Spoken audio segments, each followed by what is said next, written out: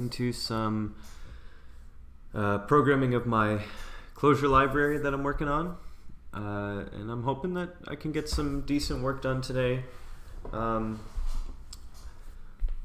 I've been thinking this weekend a lot about the approach that I've been taking with my programming, and I've been describing my approach as very iterative and prototyping, which I don't think is a problem, but it does leave big gaps in my understanding and approach to bringing prototypes into an actual well-documented, nicely engineered state. And I really do intend to become a better programmer and a better engineer as I go. That's a broad goal I have of doing my streams and of kind of programming in the open and continuing to do this and get better. So as such, I can't simply write notes and to-dos and get to this later and assume that I'll become a better programmer. I have to be intentional about my programming approach. That includes writing the functions, it includes writing the documentation, it includes thinking time to really understand the architecture that I want, and it includes doing things like tests and other good practices in the language that I'm using. So since I'm writing in Clojure right now, one library that comes up as a useful tool is called Spec. And I looked up there's a Spec guide on the Clojure website, and I'm gonna go through that today. I'm gonna start cleaning up my org file for my stylo library, and I'm gonna start figuring out how I can use Spec and use tests to really improve my workflow and design and programming process. So that's my work for the day. So I have my setup here. I've got right here, clean up stylo.org, add Spec, and fiddle around with tests so that I understand a little bit better the test-driven development workflow and things like that, so that I can just write better programs. Because if I want this to be useful long-term for myself and for other people, it is really important for me to build an understanding of things. And so my idea is, I'm going to go through this Spec guide a little bit after I first just have a quick look through all of the drawers or all of the sections in my code here to see what needs some really close attention. But I actually have to turn my AC off for a second so that it's not too loud.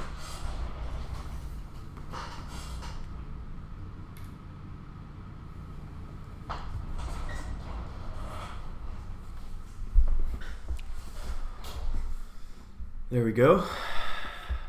So let me first just think about, let me just go through this a little bit here and have a look. So I've got the title and the title header and all that stuff here. All of this is just org mode specific settings.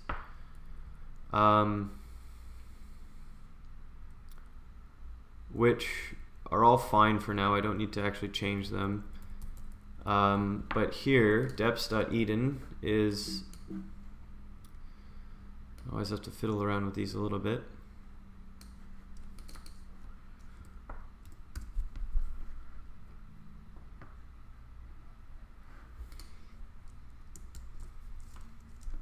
I also have a note ready here for any little bits that I want to put into blog posts and stuff like that as I go through things. Okay, so, but back to this, my deps.eden.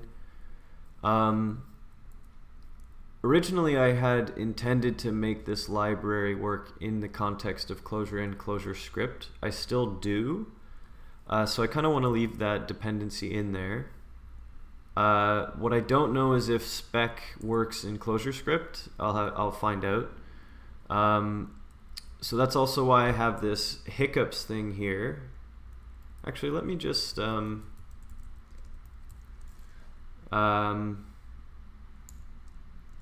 I intend to have stylo work in both CLJ, CLJS contexts.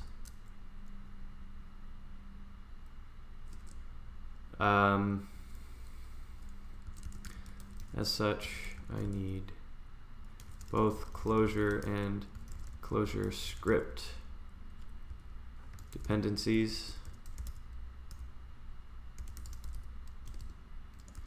Some additional notes about dependencies.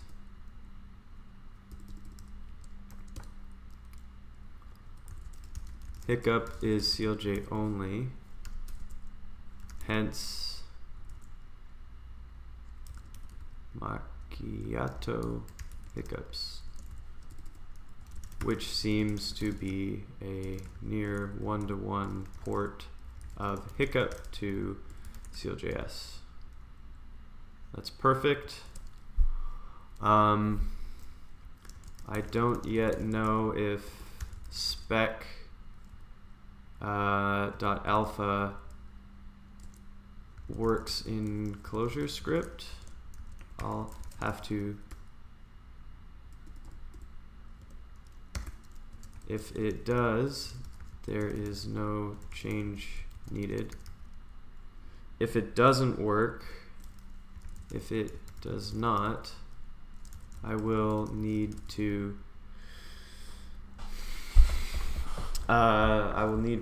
write in such a way that I can still build to CLJS contexts by excluding spec. Yeah, so that might mean stuff like this may simply be a alias in deps.eden, or perhaps it might be might require wrapping spec defs in reader conditionals. So that's just a note for future me. That's no big deal. Garden, the CSS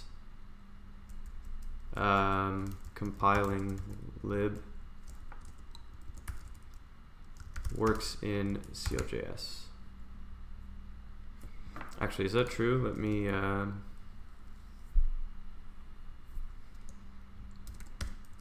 Clojure script.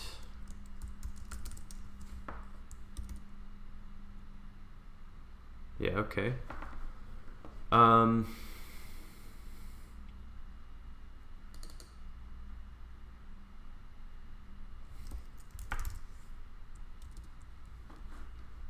Is this gonna work? Hey, it does. Okay, so let me try garden/CSS.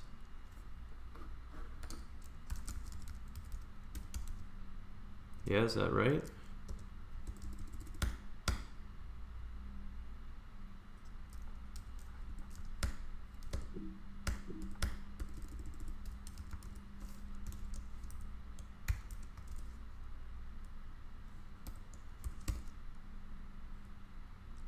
Oh, well, okay. That's fine. Oh, maybe it's garden.core. Ah. It is not, well, I won't need that. Let's, okay, let's see.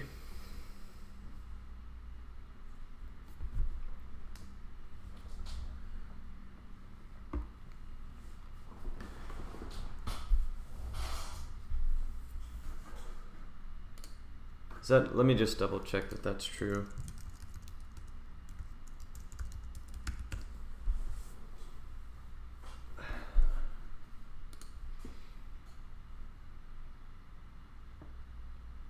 Yeah, a library for rendering CSS in Clojure and Clojure script, similar to Hiccup. Hiccup, let me just make sure, it's a library for representing HTML in Clojure. Yes. Okay, so Hiccup, like I said up here, doesn't work. Let me space these out so they're a little easier to read.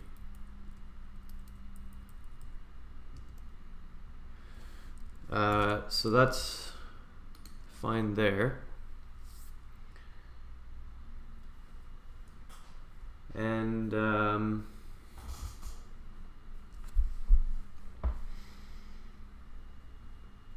Garden, Instaparse, I'm pretty sure does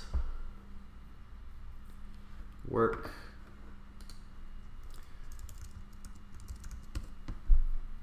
Instaparse.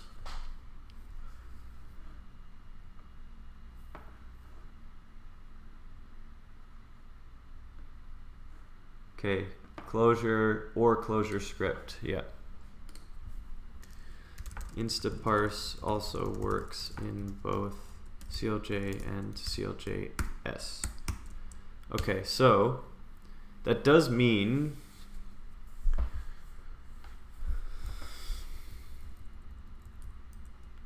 it might be worth finding an alternative to Hiccup that works in both CLJ, CLJS, so that I don't have to write conditionals in my source files. So either that or do my own minimal port of Hiccup or something like that.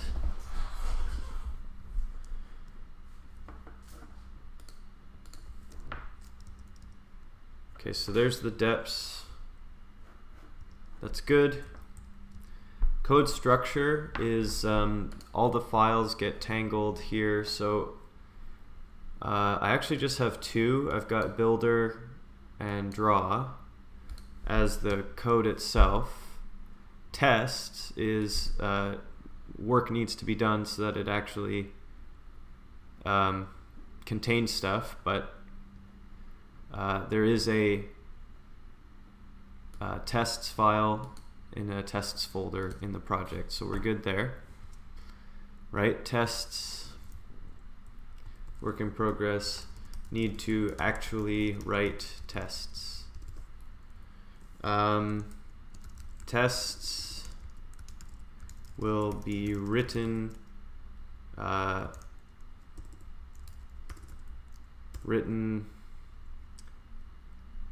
tests will be written in the same contexts, written in a literate style, meaning each piece of code that requires tests will have the test definition in that section of the org file. Sure.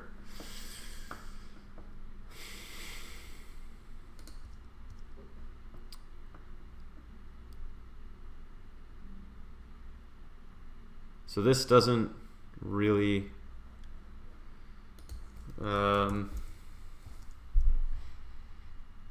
let's do this here.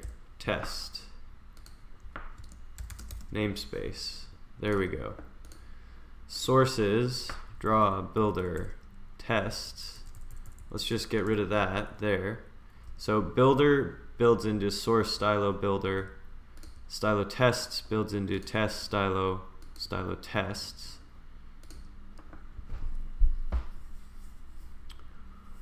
So that's good for now. Test, scratch.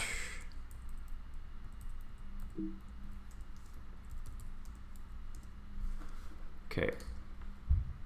So code structure for now is fine. So we can close that up. We've got test, we've got design. This is just some prose about the ideas behind this library. So let's see, I've written this a while ago. It might be worth just writing a new one or updating it. But let me just be right back for a moment. I shouldn't be too long. Just have to use the washroom.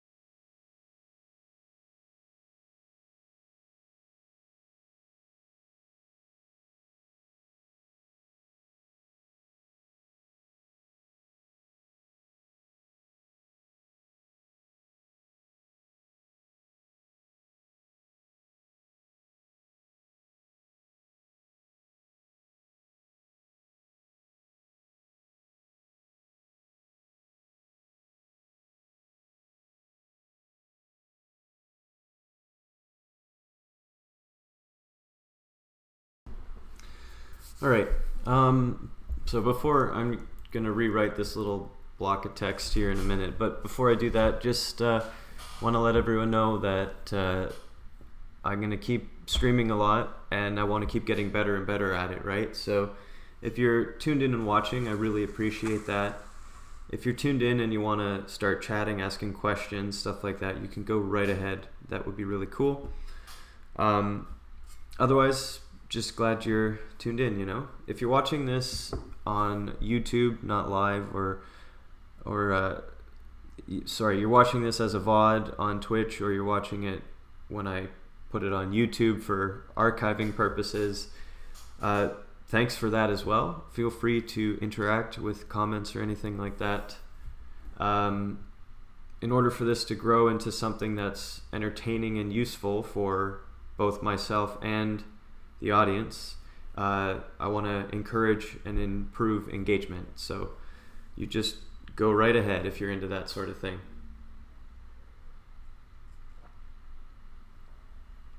Okay, so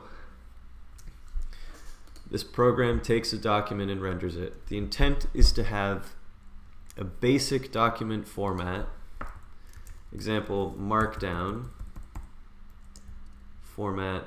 Let's do it like this, such as markdown or org files.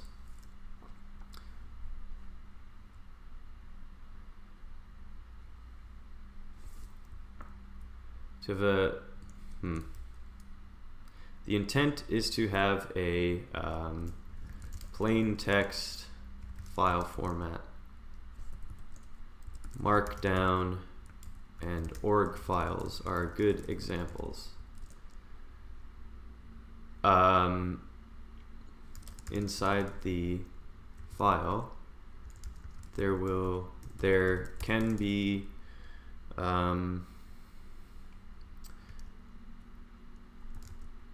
text and code.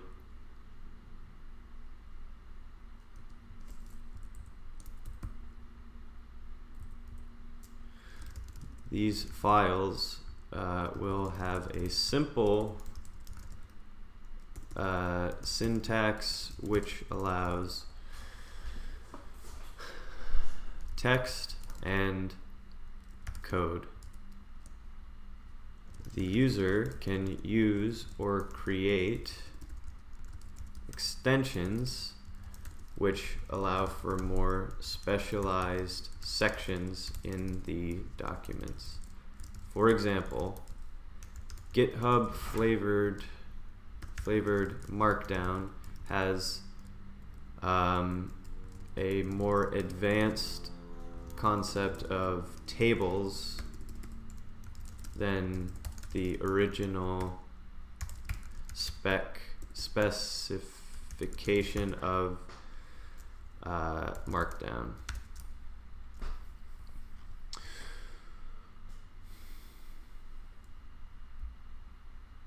User create extensions in brackets or quotes, extensions. These extensions will each have their own DSL, domain specific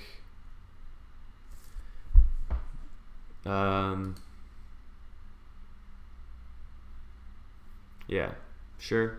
Users can write their document, run the stylo program,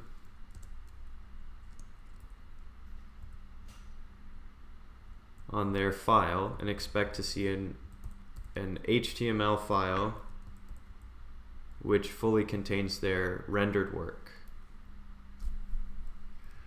There's no internet required. All files are directly embedded. So what? Okay, I can write that in a better way.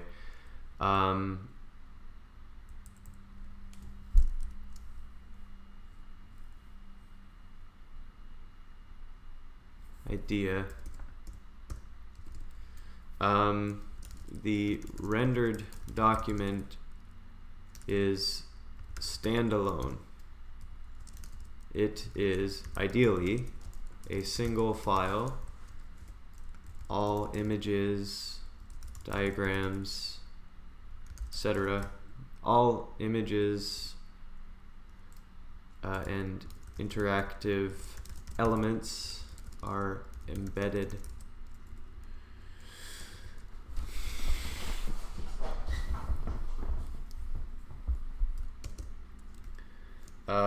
Any interactive components in the document are fully contained in the file so that no internet connection is required. So pragmatic note,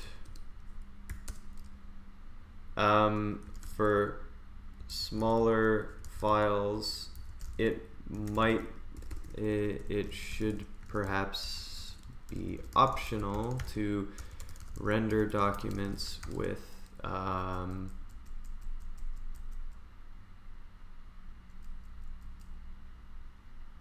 links to a resources, a folder containing images, no embedding, for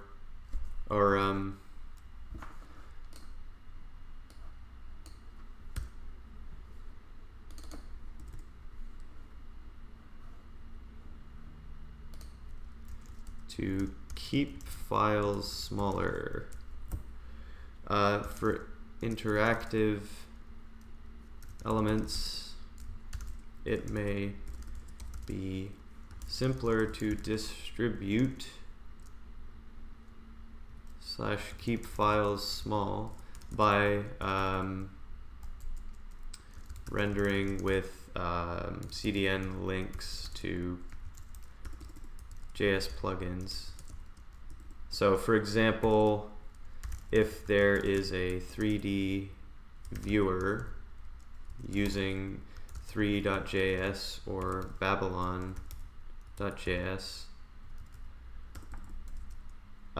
it might be a better approach to not include the entire JS library in the document and instead use a script tag with a link to the CDN. Yeah, okay. Idea, pragmatic considerations. Yeah. Okay, so that's pretty good for now. Let's do workflow. Let's just brainstorm the kind of workflow. User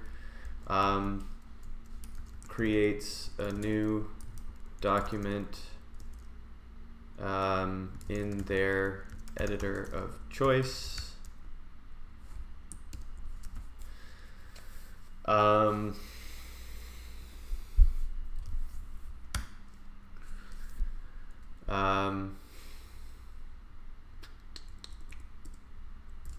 At the top of the file, the user can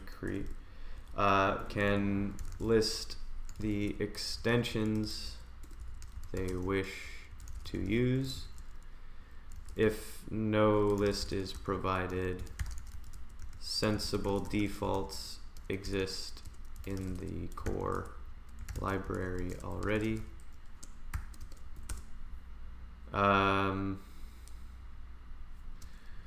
User runs the stylo program from the terminal, passing in the file as an argument. A file watcher is spawned, and the document is rendered to an HTML file, and the file opens in the user's default browser.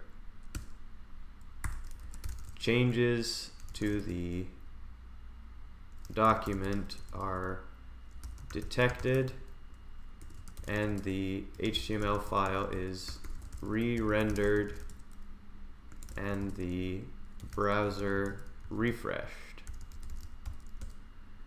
When the user is finished, they have both the source document and the finished HTML file to distribute as they wish. So that this setup allows users to edit documents however they want and still see their changes live in the browser. This is a really nice way to work, allowing for incremental improvements to the document.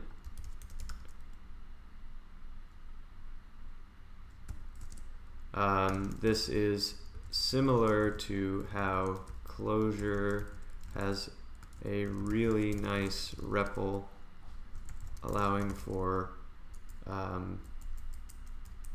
programs to be built up in small sections, in small pieces. There. So that's enough typing there for now. Let me double check here. I have these different style themes ported from various minimal themes that I found and thought were nice, and have I have them all tangling here.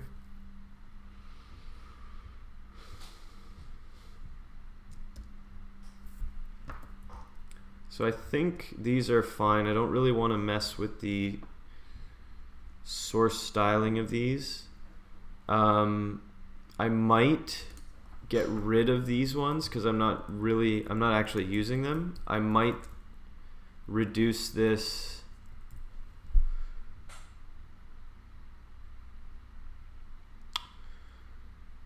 I might eliminate the other themes.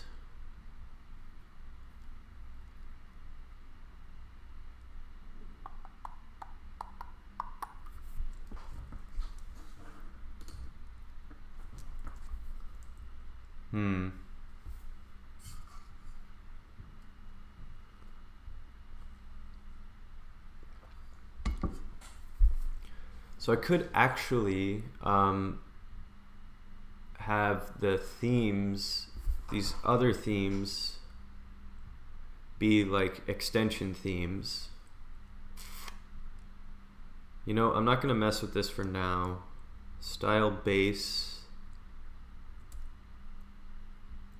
Yeah, I'll leave it alone. Let me put a tiny little note here. Idea. Make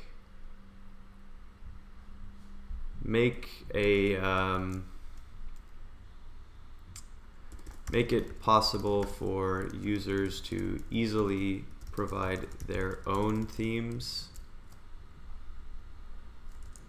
Perhaps this is best done by treating themes as extensions in their own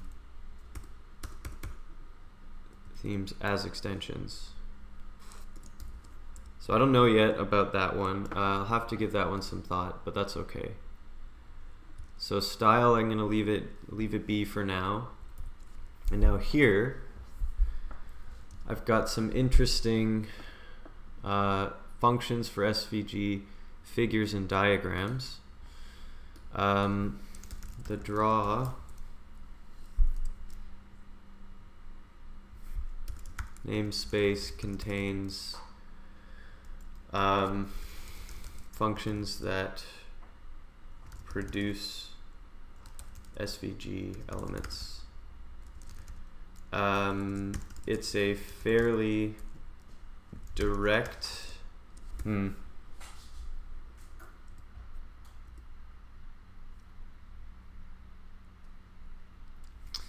that for now.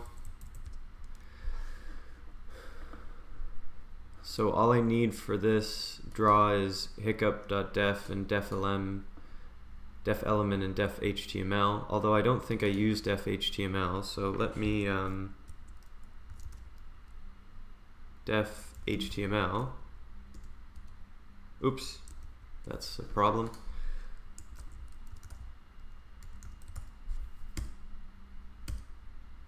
Oop.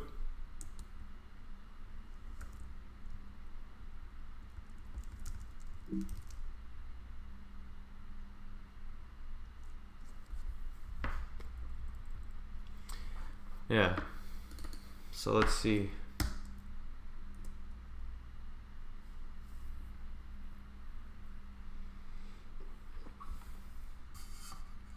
I also don't know that I actually need SVG to be a def.lm like that, or if I can just make it a defen.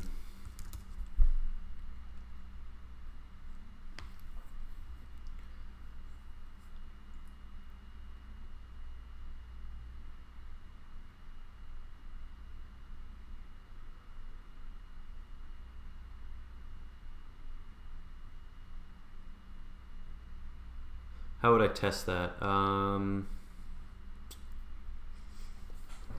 well, I think that's a good, I think that's fine.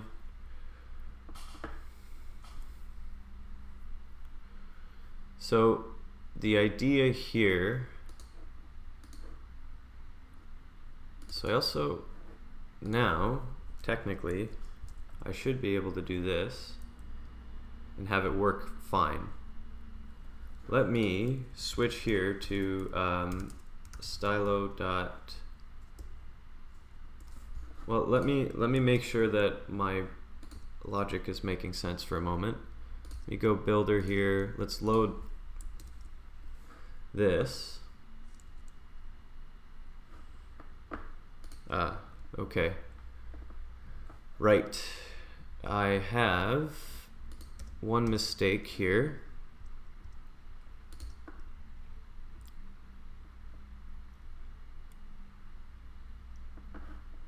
It's not there.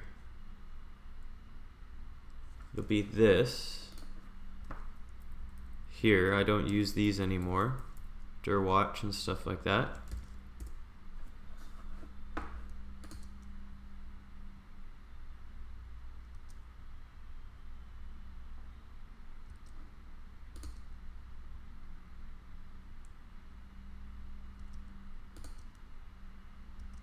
Okay, what I'm trying to do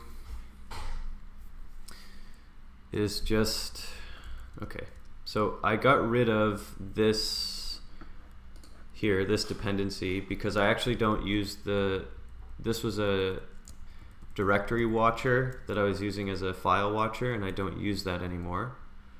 So if I save that and try to load this again, I think it should be fine. Let's try it. Yes, okay, so now if I go markdown to page of slurp, and I have a file in a work standing point.md just as a rough test. Yep, okay, so that worked. So that does mean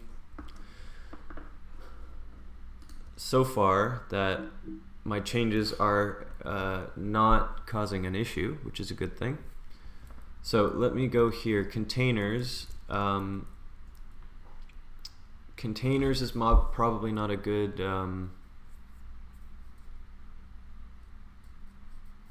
yeah, so containers are functions that wrap diagrams and that wrap visual elements like 2D or 3D drawings.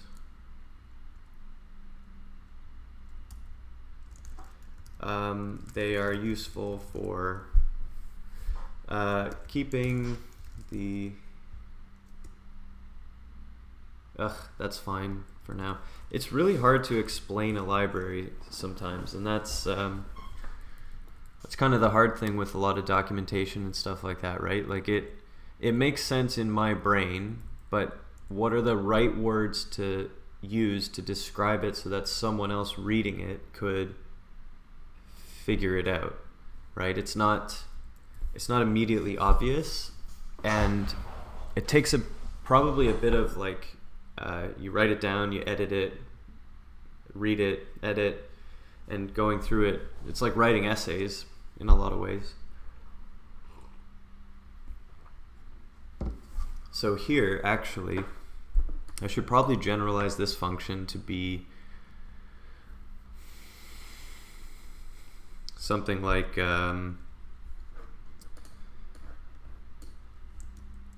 split here. Oop, I did it wrong. There, okay. So, quadrant figure. Actually, what am I doing? I'll just leave it like this because I'm not going to implement it now.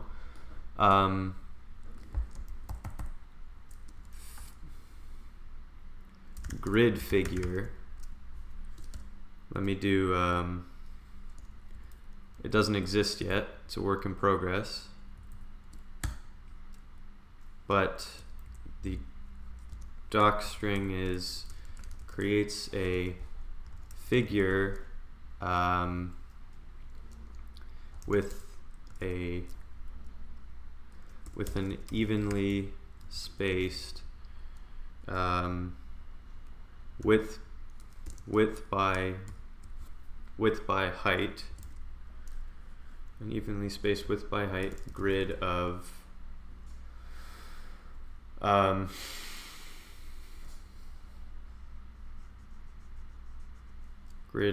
SVG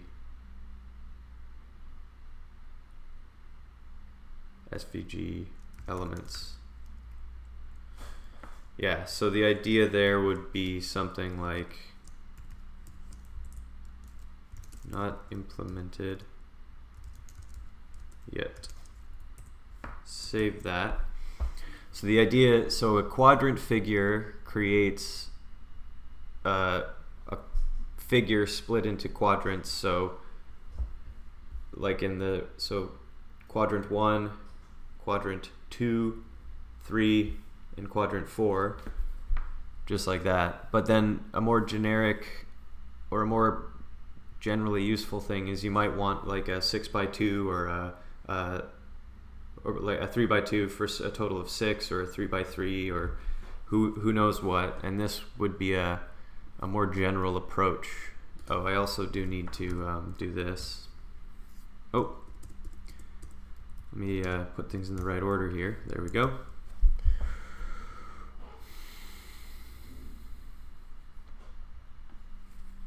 So that's something that I'll need.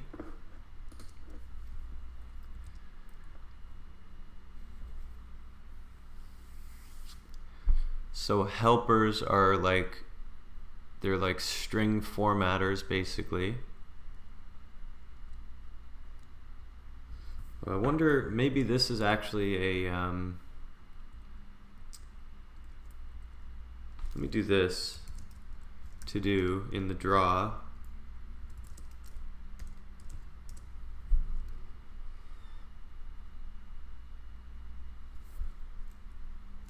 Confirm that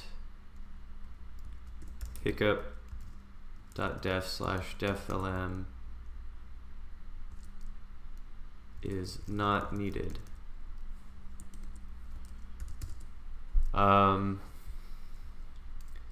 Create a function, implement the function, implement grid figure function.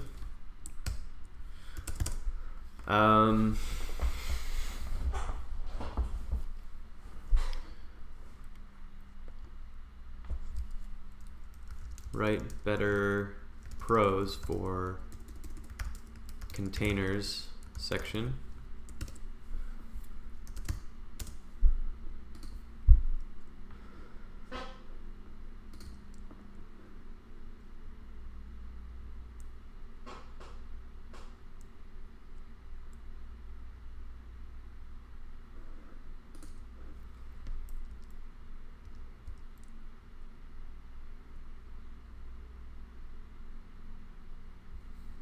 Hey Lumi, how's it going?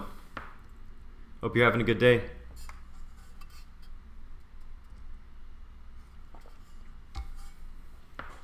Oh, ppm.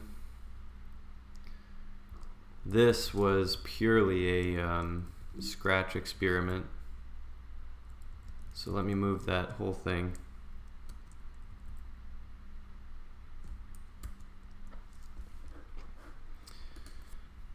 Let's make sure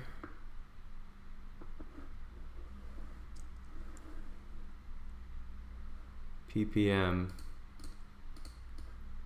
Let's see here. Let me write a little thing here. This was an experiment to output images.ppm files.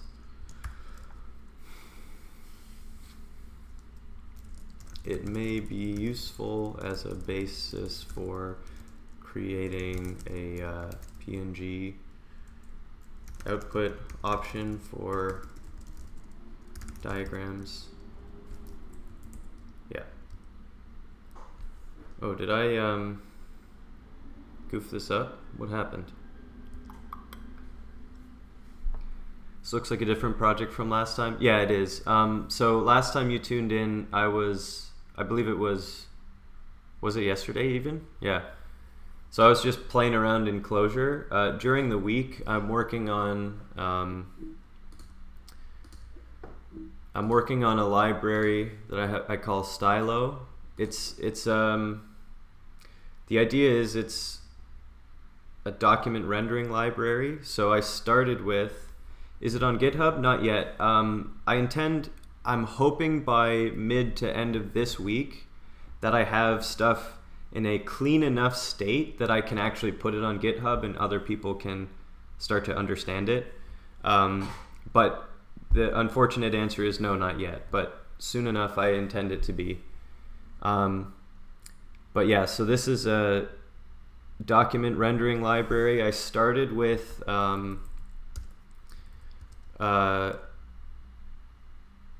a bit of it's a little hacky. I still need to fix it up a bit, but a markdown parser in and Instaparse. And the idea is I wire that up with what I'm calling extensions to let me write files where I write prose, and then I write functions that get rendered into SVG items, kind of on a sort of automatic basis. So I could even perhaps show you, let's see here, file. Let's see. So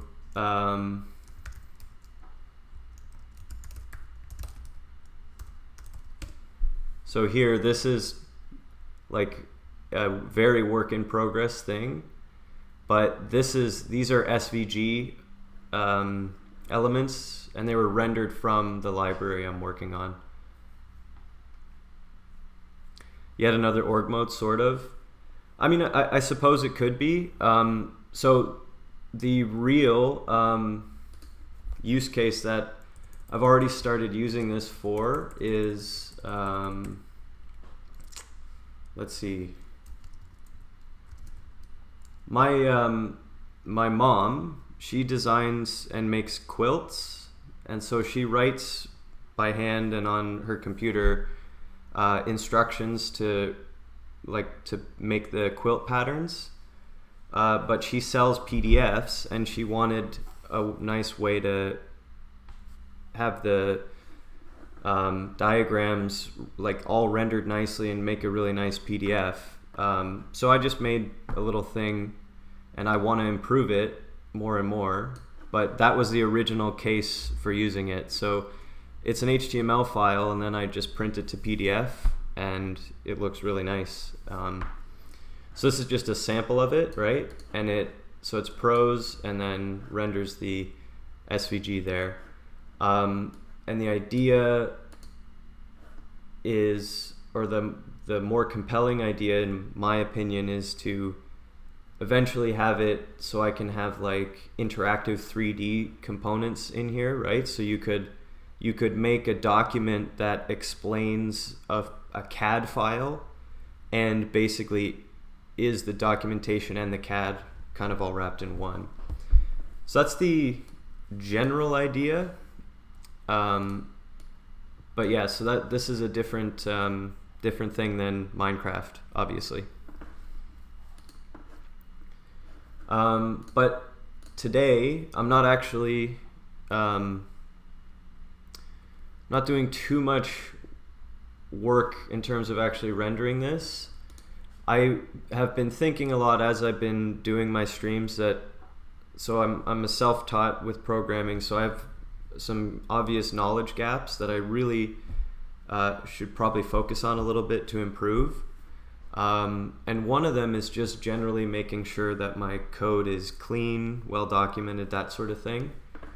So I was thinking about it, and it makes sense, I think, to start using or figuring out an effective way to use Spec. So today I was just kind of going through, deleting things that I know are old bits of code, and I wanted to start fiddling around with Spec a little bit. So that's kind of what's happening today, for me anyway. Hope that makes a bit of sense.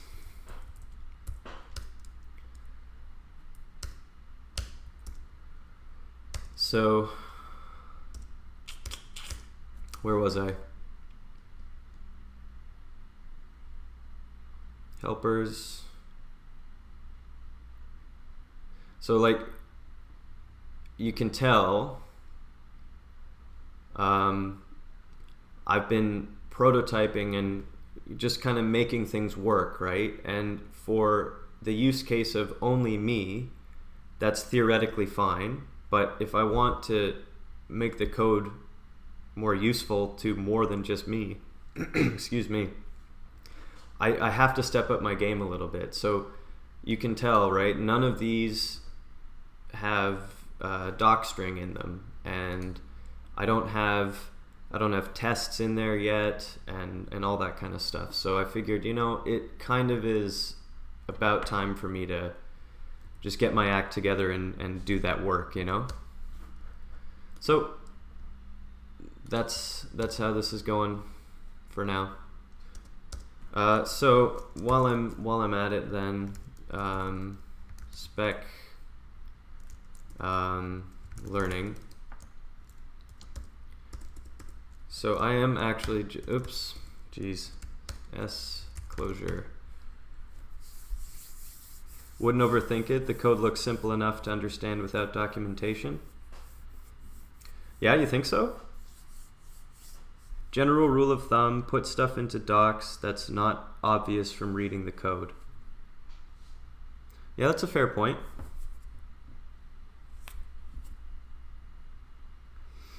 So how do I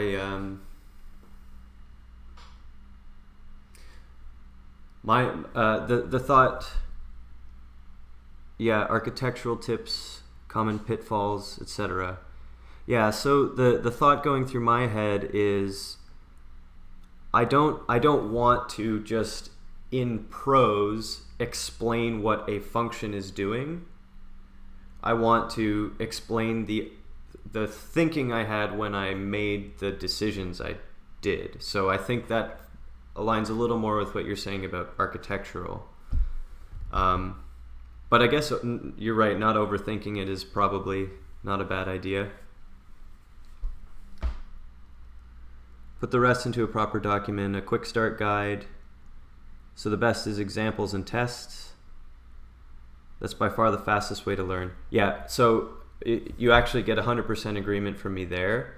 When I release this, the intent is absolutely to have a bunch of examples to indicate kind of the intended use.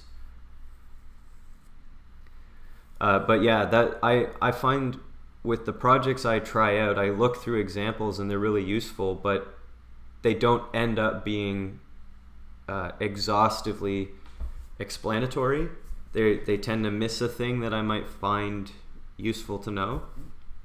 Note though, what a professional dev does when he thinks about using a library is read through the whole code, check it for problems.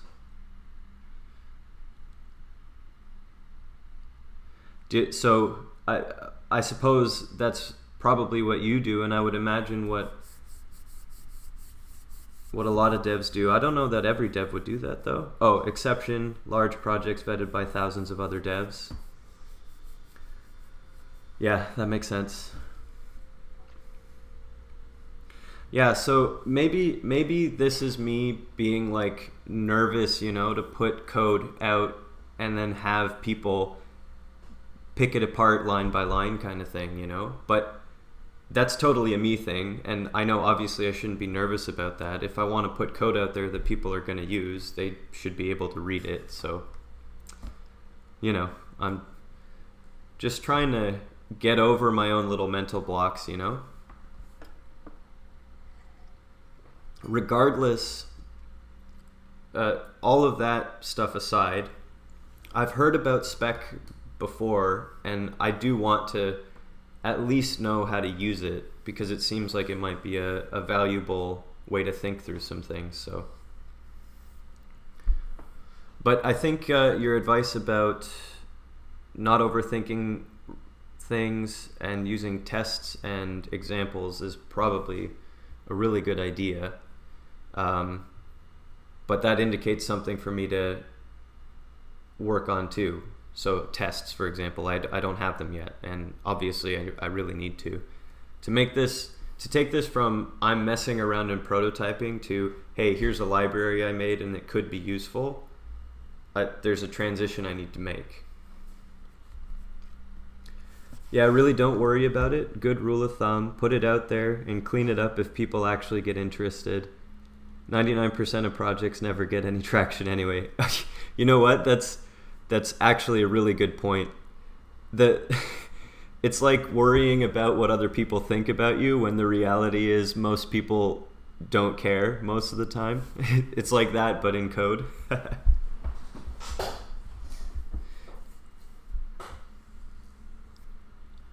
That's what you do at 1.0 or something. Putting it on Git. Oh, marketing it, you mean? Yeah.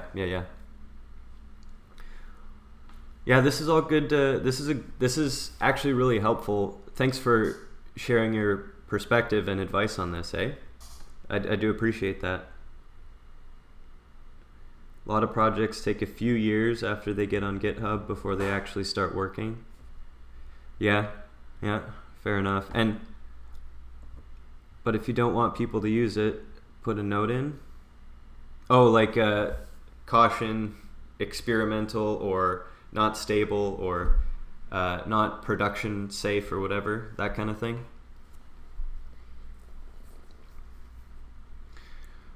Yeah, this is a helpful perspective. Thank you. I do appreciate it. All right, let me just mess around with Spec a little bit here, because I am intrigued by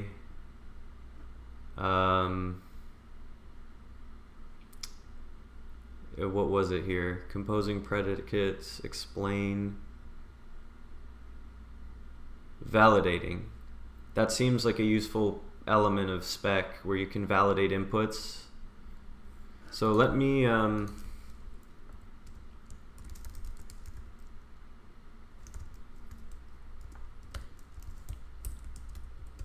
let's make a function here that adds two numbers, 2, 9, 11, but it does not add two random things. Oh, pardon me.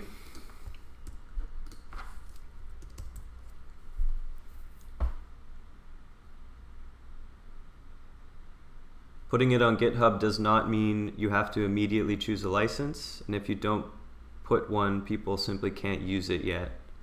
Right, because if there's no license, like the default implication of that is that the copyright or whatever remains with the author. I believe that's how that works, right? The only thing I actually, so a lot of Clojure projects that I see, they have just by default the Eclipse public license, the EPL, and I think that's because Clojure's license is like that.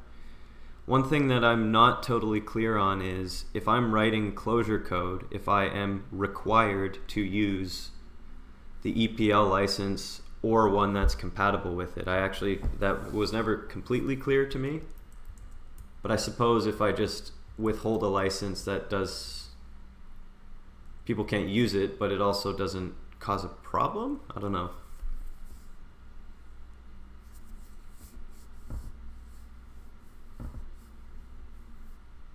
No, you are not. Oh, you're not required to use it. A lot of people use the Apache license, less problematic. EPL is kind of like GPL. Yeah, I like the EPL. From my minimal understanding of it, didn't seem horrible, but it just generally didn't seem like it was the one that was favored by the most developers. The one that I always find fascinating is like the MIT license, or like there's one called the unlicensed, which is like even more permissible, I think. It's just like, here, do whatever you want, I don't care. But my knowledge of licenses is limited. There's so many things to think of. Sometimes I just don't want to think of them. Okay, let's enough chit chat about that. Let me. I just keep letting myself get distracted. Let's just go like this. Namespace spec dot stylo.spec. Sure. Start with that. Acquire Clojure.spec.alpha as S. That seems good. Add to. I defined it in the wrong namespace originally, but that'll be fine. Okay, so Spec describes a set of allowed values. There are several ways to build specs. All of them can be composed. Yes, yes, okay.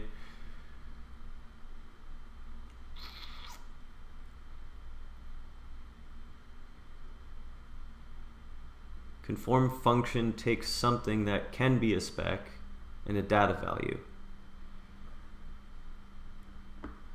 So a predicate, which is implicitly converted into a spec, the return value is conformed. So the conformed value is the same as the original value. We'll see later where that starts to deviate. Okay, so if the value does not conform, invalid is returned. Okay, so conform even 8 should return 8. Oh, s/conform, of course. And this should return the invalid key. Yep, that works. Yeah, it really depends on where you want to go with things. As long as you write all the code, you can always change the license later. Is that, so I believe you. The immediate thought that went through my mind was, let's suppose you release a version 1 of a library and you have, let's say, the MIT license, and then you release a version 2 of the library, but you switch it to a more restrictive license. Does that then, does that license supersede the version 1 MIT license, or is it like version 1 is forever tied to the MIT one? And if you don't know, it's totally fine, of course. I was just curious about it, you know? Yeah, V1 would still be on the old license. Okay, so that makes intuitive sense to me. People could fork it. Yeah. That is not surprising, and that makes complete sense. Right, but then V2 would be the new license. Yeah. So it would almost be like you're forking your own library into, right? So you've got your open thing, and then it's almost like you make a closed fork, or a closed in whatever new license capacity you're referring to. Right, because if it didn't work that way, you could never trust a license that was applied to anything, right? So, because some library owner could just change the license out from under you at any point and trap you, and that would be no good. So that makes sense. Okay, conform even makes sense. Valid.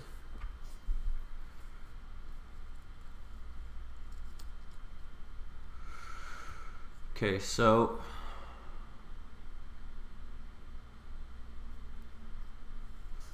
what's the difference between conform and valid? Oh, it's a predicate. It returns true, of course. False. Yep, that makes sense.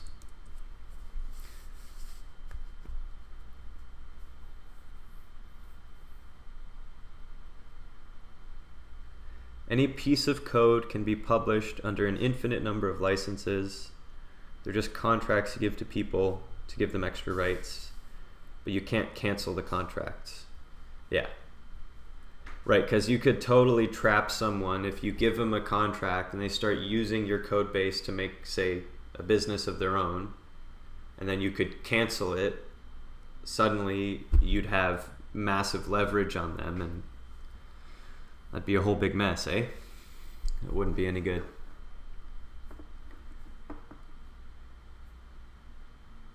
Okay, so actually, I drink too much coffee and water because it's really, well, one, because coffee's great, and water because it's really warm where I'm at right now. But I have to go to the washroom for a minute, so I'll be right back. It won't be long.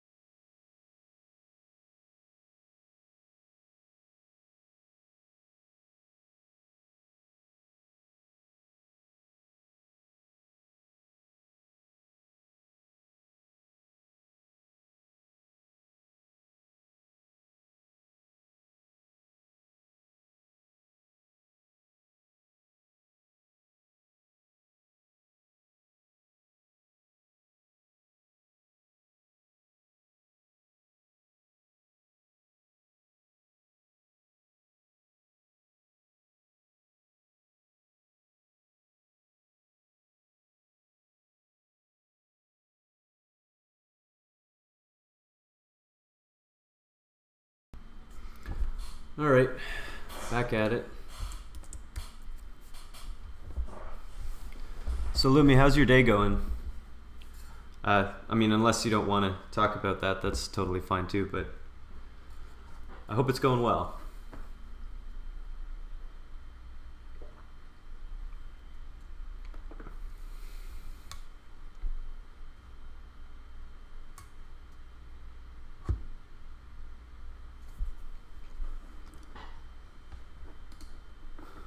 Let's see.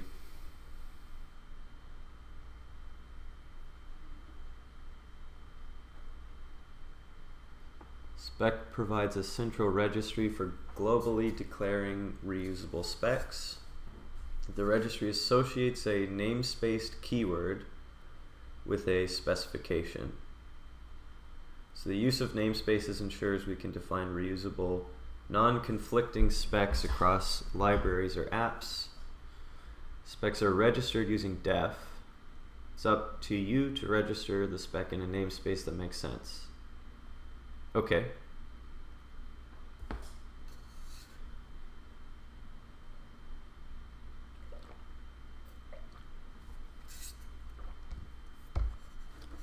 So, to register a spec, I should be able to do something like this. sdef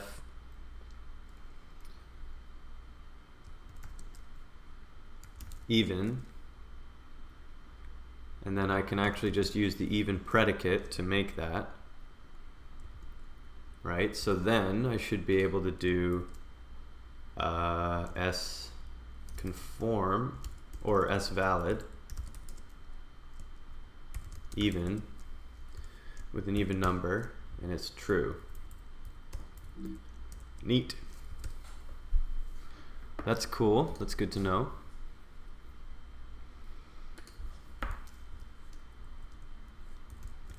Register specs with sdef.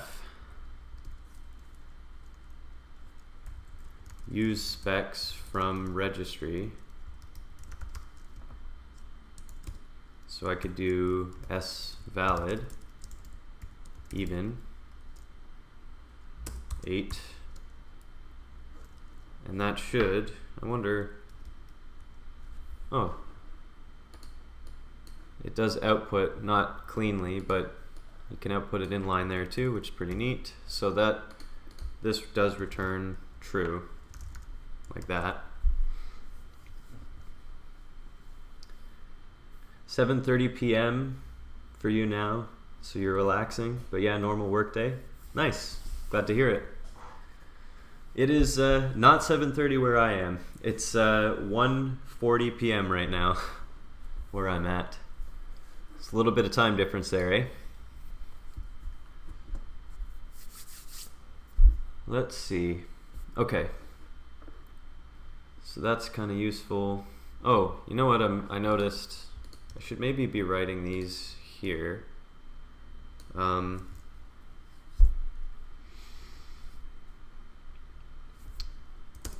Formatting and writing notes to myself, it's always, I never know like the completely right way to word things, and then when I go back and read them later, I always come up with a better way to word it. So I guess that's just kind of the process. Just do it messy once and then clean it up later. Works for me. Okay, so register specs with sdef. Use registered specs with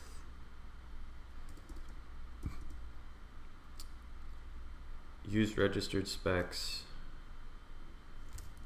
by using the keyword from the registry, almost as if it were a function symbol. So that, I just mean this. Here, begin source Clojure. I wonder, I don't think spec, does spec work in Clojure script? I have no idea.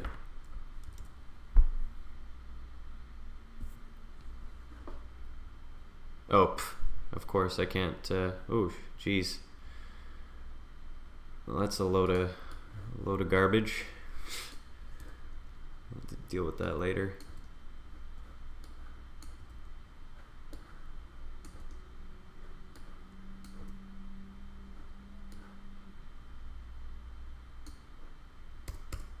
Enough of that noise. Okay.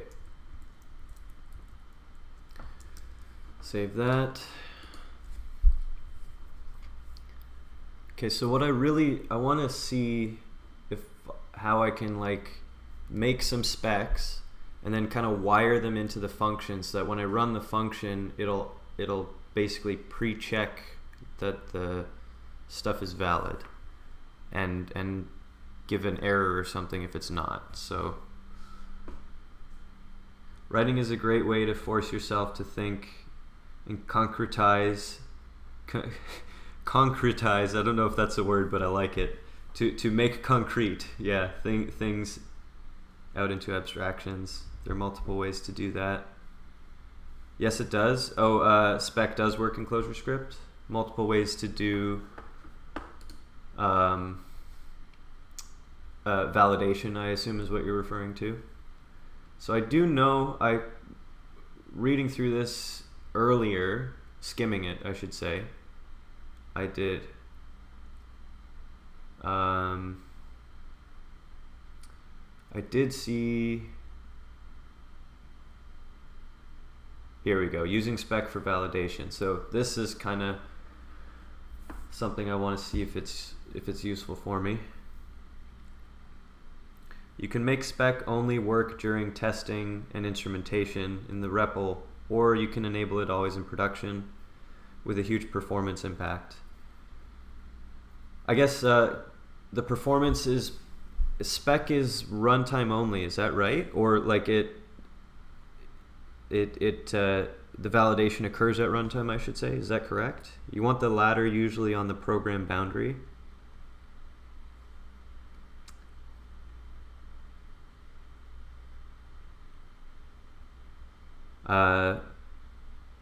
You can make Spec only work during testing or instrumentation in the REPL. Oh, okay, I see what you mean. So like in your dev environment, you're using Spec and you're using all that handy validation stuff, but then for some production build, you kind of strip out a lot of the Spec and only kind of, if you have it in at all, you have it only at sort of key points where it's critically important. I kind of assume that's a little bit what you mean. Oh, okay, at the boundary of the web server or boundary of writing to files. Yeah, I gotcha.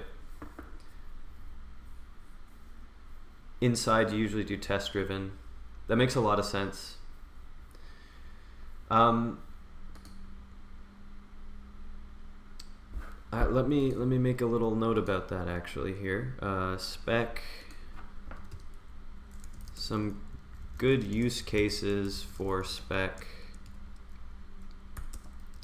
validation at program boundaries.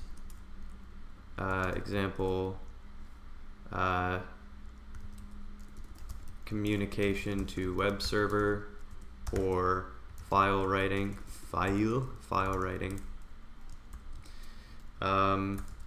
Internally, it might make more sense to do TDD.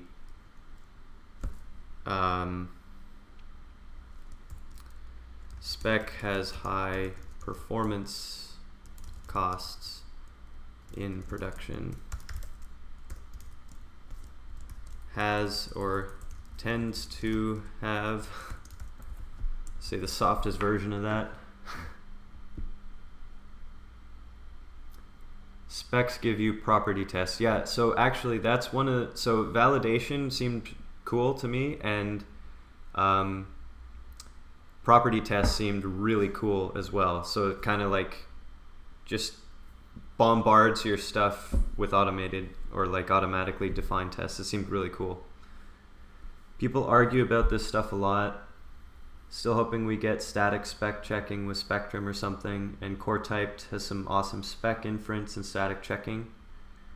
None of those tools are actually stable, so you don't recommend them for anything but experimentation. Yeah. So I read Hacker News, as you might guess, and there was a big thread recently about some companies stopped using TypeScript, and then like people just swarm with opinions about all of that stuff, and it becomes tiring to read, because like you say, everyone argues about it, and I'm not saying that arguing is bad. Actually, I think it's kind of just how humans hash out difficult problems a lot of the time. But oh man, it certainly stresses me out just reading about it, right? Like in its purest form, all I want to do is use my computer to produce useful things, make useful tools and stuff, right? And then there's all this stuff on top of it. I totally get it, but sometimes it's exhausting.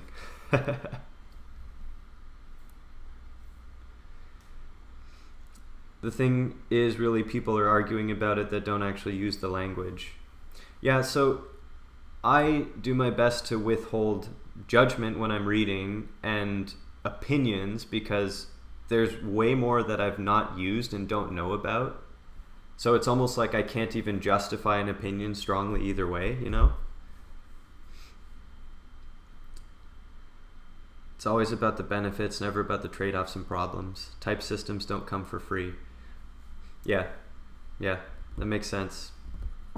And I mean, like, I really do get it, right? Human nature, in a lot of ways, we want to talk about all the good things, right? It's always fun to talk about the benefits, and it's always like, oh man, but yeah, it doesn't, but there's this problem and there's that problem, and I totally get it. I completely understand, but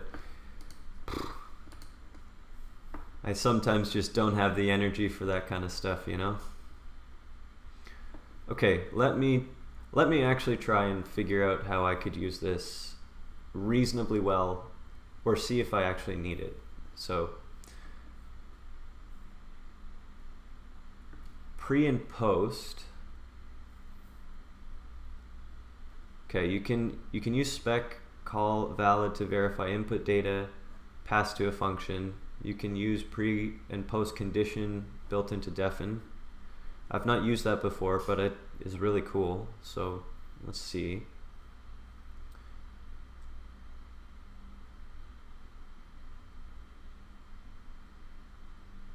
Well, let's make a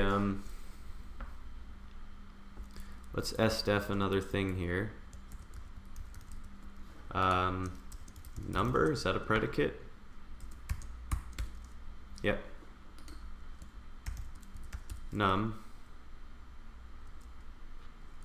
Number? Sure, why not? Okay, so then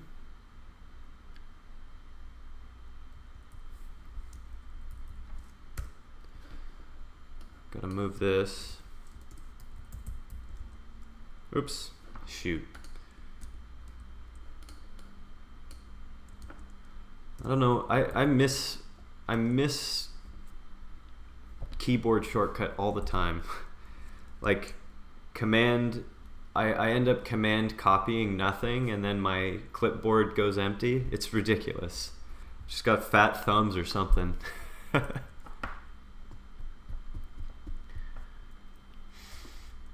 Okay, so let's see here. If I do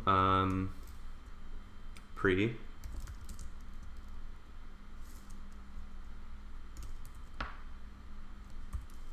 s valid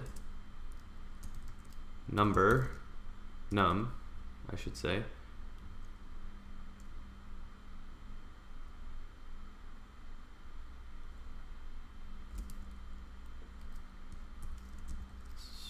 s valid num b. Not sure if that is going to work the way I think it is. I'll find out. Let's just do only a pre and just keep it small for now. Let's see if let's see what happens. So if I add 2,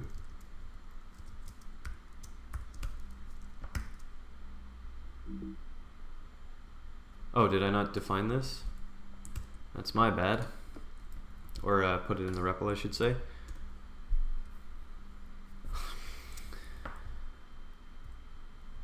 Come on. Alright, so that works. This should work too, because it's still a number. This should fail. Assert failed, S valid. That's cool. Does it also work if it's if I fail on both counts? Okay, so it only is warning me about the first B. Well, it's okay for now anyway. So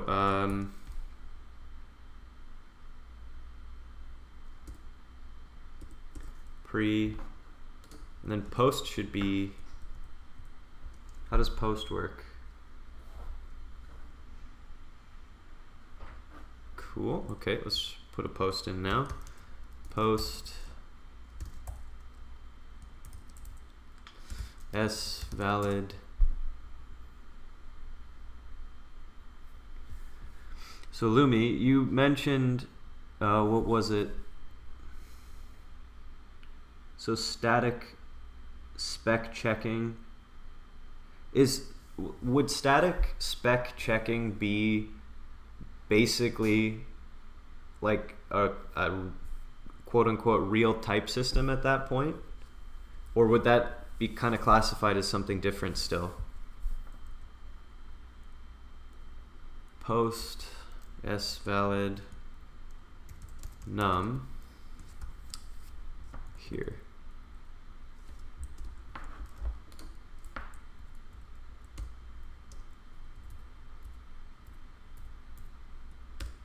Six. Let's make it return a string of those things, just so I know it'll fail.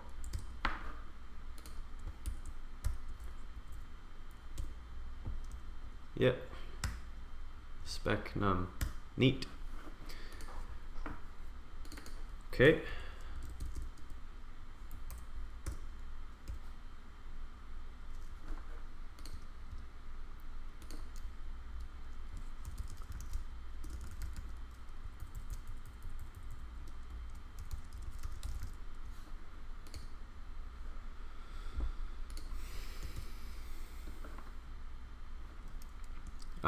We've got here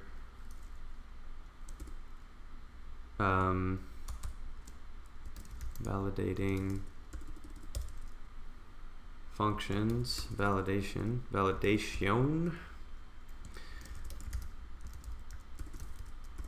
You can directly use pre and post in defin. So, Clojure here has, if I do this, add to, has pre and post, but I also need to, I'll just leave it like that, number, like that, there.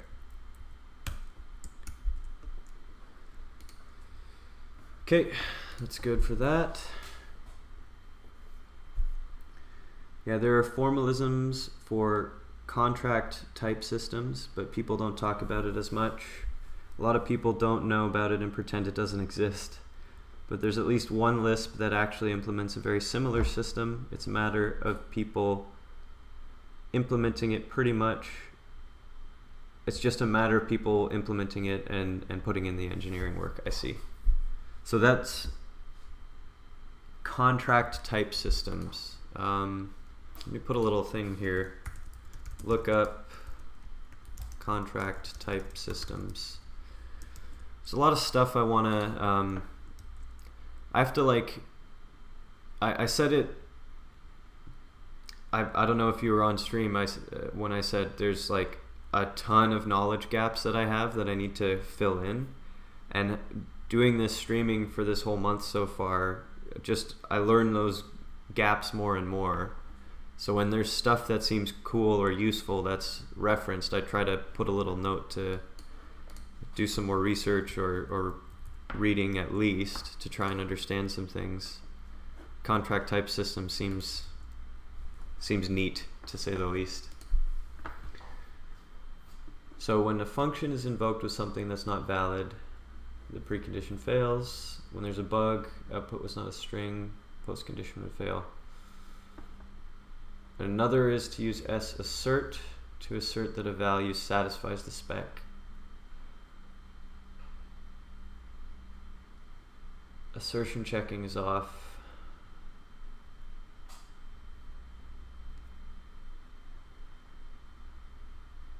Check asserts.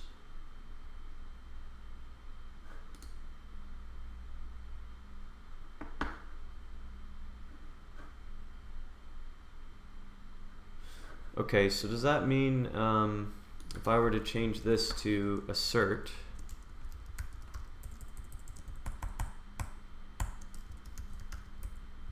right, if I do that, let me, instead of retyping it out here, let's add 2.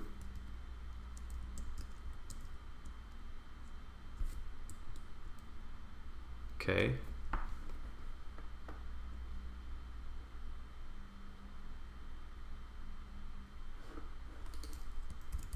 S check asserts true. Oh, okay. Invalid argument, failed number. But if I turn asserts off again,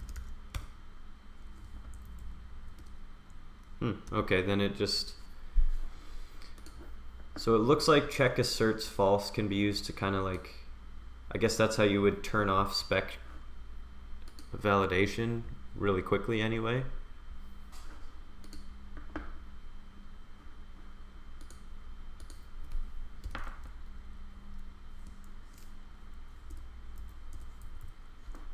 Let's see here.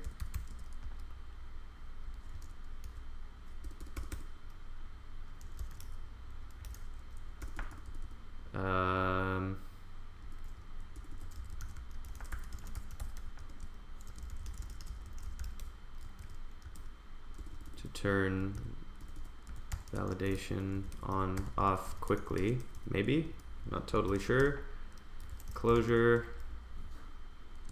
S check asserts false, off, S check asserts true, on.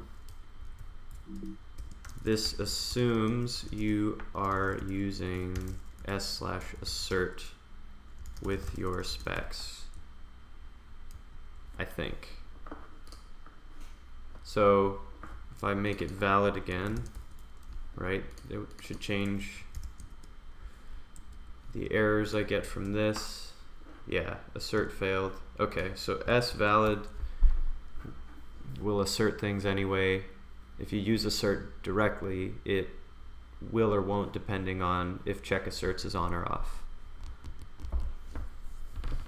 The Shen Lisp dialect uses sequent calculus. Notable difference is that the front end for the type system is coupled rather than orthogonally designed like in Clojure. But that's a concrete example of how to do it. Shen Lisp for example. Yeah, so one thing that I really do love about how Rich Hickey thinks about adding stuff to Clojure is, like you say, the orthogonality to it. Like you can put spec in or keep it out, and it totally depending on your needs, which seems pretty cool. There's many ways to do it. People just haven't settled yet on which is the best way. These topics are a deep rabbit hole, by the way. Unless you're really interested in the theory, they really have any practical use. Fair point. Yeah, that's one problem with the rabbit hole, right? Is when do you stop? Or should you even start? But that's a fair point. I just want to I want to know enough so that I can make reasonably informed decisions without having to basically flip a coin, you know? That's okay though. These things take time, and I'm gonna keep plugging away at learning, so I'm willing to try and just let things take some time if they need to.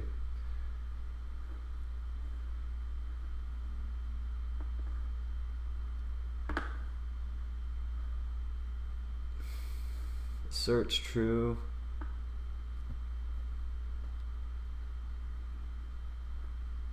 Deeper level of integration is to call conform and use the return value with destructuring to pull apart the input. This is particularly useful for complex inputs with alternate options. So we can conform using the config spec above.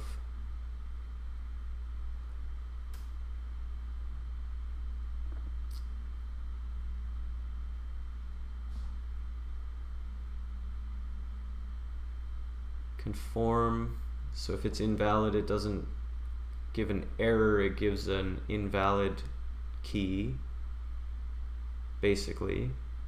So you can check if it's invalid and then you can throw.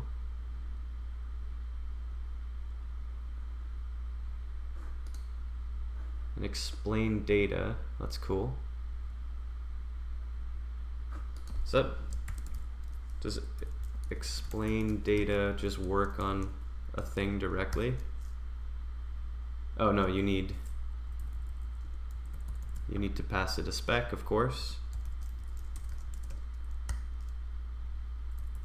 and one that actually exists.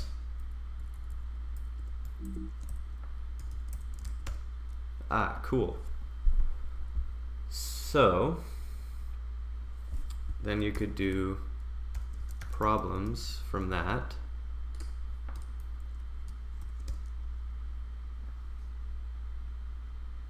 Oh, wait a second.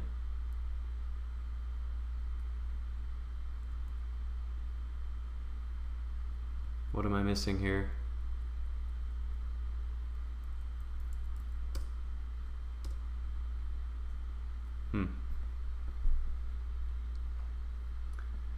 I really recommend books like SICP and the like if you haven't read them. If you want to understand the Lisp philosophy more, it gives a lot of guidance to program design. So I've heard of SICP, Structure and Interpretation of Computer Programs, and I've had a few false starts on it. And I still want to get through it and learn it. So it's forever on my list to do, and I just have to be intentional about getting it done. I've been thinking about actually working through a bunch of stuff offline, and then for portions where it could be cool to put on a stream or something, maybe stream going through some examples or something. If not that, it would be cool, I think, to post my notes in a GitHub or something like that as I go through it. I don't know, I don't have a firm plan with it yet, but I've been meaning to really sit down and do it. I saw another Hacker News thing recently and I bookmarked it. It's like Teach Yourself CS, and there's like all kinds of crazy important things on there, or crazy important, seem really valuable to learn, and I've got a bunch of things I want to do with that. There are a few streamers that go over books on Twitch. Oh yeah? Like programming stuff, or you mean beyond that even? Like study streams almost? Yeah. I wonder if I could pull that off as like an entertaining thing. Or as a useful thing in some way. I don't know. I'll have to think about that one. Okay, specking functions. How do we define input and output for a function or a macro? There's explicit support for this using fdef, which defines specifications for a function, the arguments and or the return value spec, and optionally a function that can specify a relationship between args and return. I don't understand that yet, but that's okay. Let's consider a ranged random function that produces a random number in a range. Okay, I'm just gonna go ahead and directly copy this bit of example. Just see if I can wrap my head around it.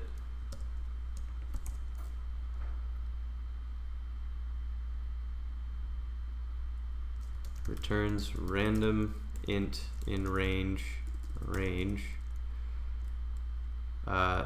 start and start inclusive and exclusive. One day I'll learn how to type.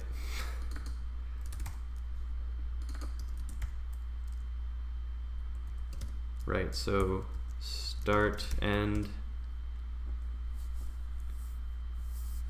they're relatively speaking popular, so it's something you may want to look into.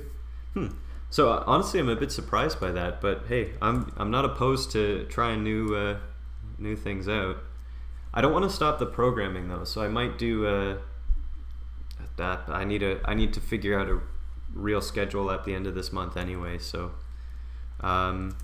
be worth streaming study sessions to go through books, courses like SICP, etc.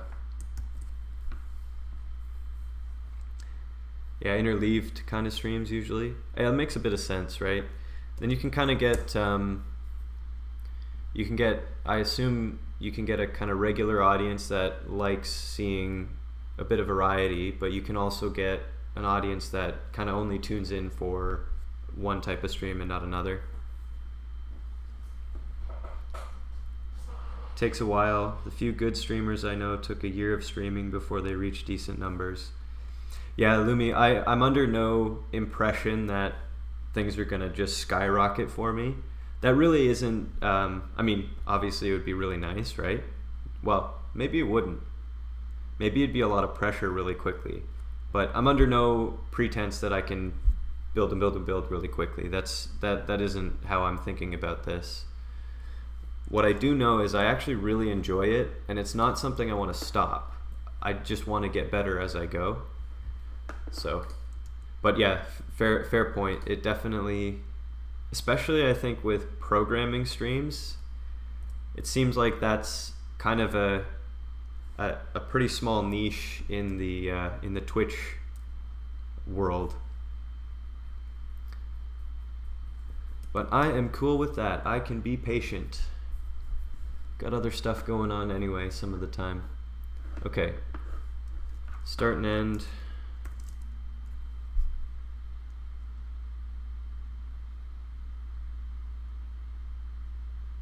Doesn't rand already do that by default?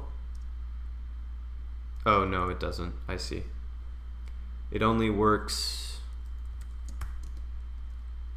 Right, it's between 0 and... Yeah, rand int. Yeah. Right, so that does make sense. Start long, rand minus end start.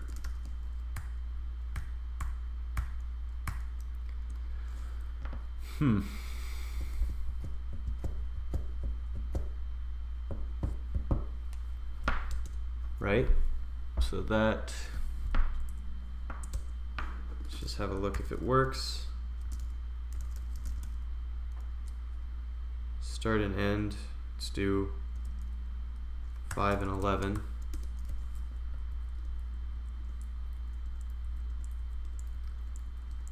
Sure, that works.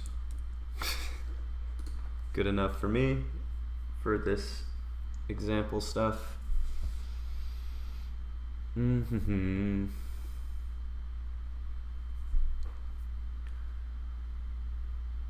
Okay, so then we can make a spec for the function with fdef.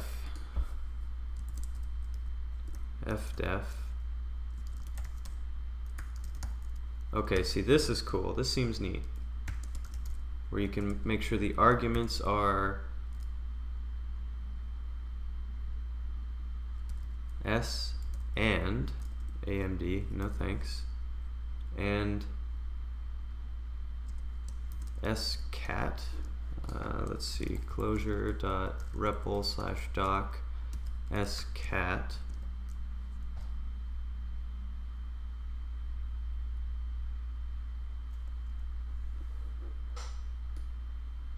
Returns a regex op that matches all values in a sequence, returning a map containing the keys of each pred and the corresponding value. Key pred pairs.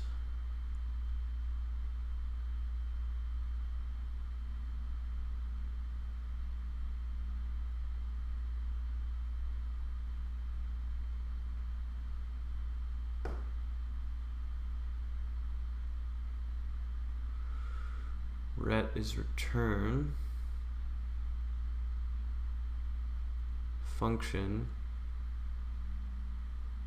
Okay, well let's finish writing it and then poke through it as I go. Start int, end int, s/cat is used to match the argument list here.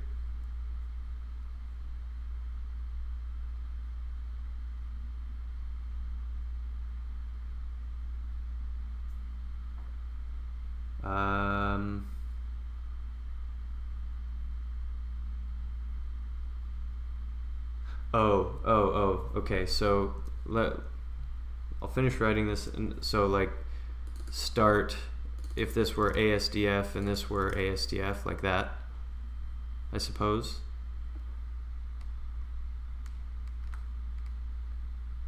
Yeah. Okay, I got what you mean.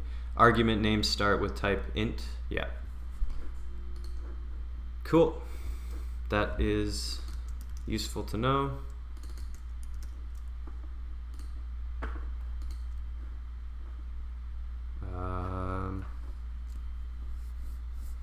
Works for sequences all over the place.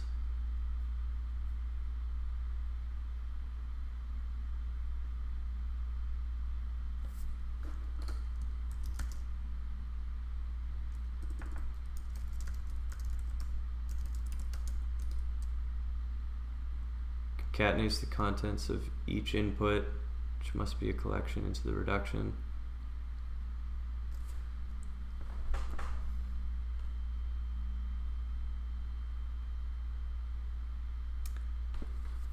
Oh, this is a different cat. That's not what you're talking about. Okay, I won't confuse myself. Works for sequences all over the place. It has a regex matching functionality, so it can handle optional arguments and repetitions. Oh, okay. No, I get what you mean there. That's pretty cool. Yeah, cat's transducer for concat. Yep. Okay. Which is introduced for backwards compatibility, couldn't be added into concatenate. Right. Okay. Is concat a special form?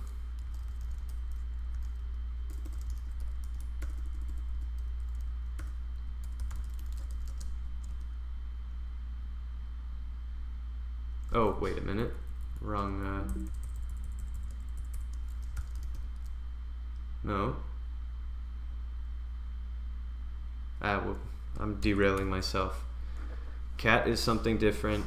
It's the transducer for concatenate. Makes sense to me. S/cat is what you're referring to, can be used in sequences all over the place, and it uses regex so that you can handle more complicated sets of arguments, duplicates, like you said, optional args, that sort of thing. Okay.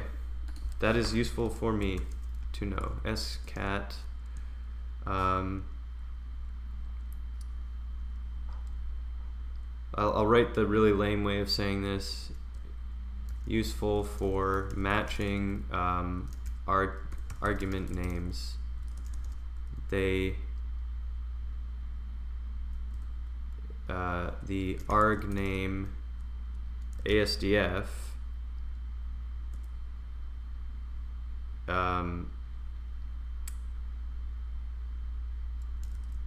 corresponds to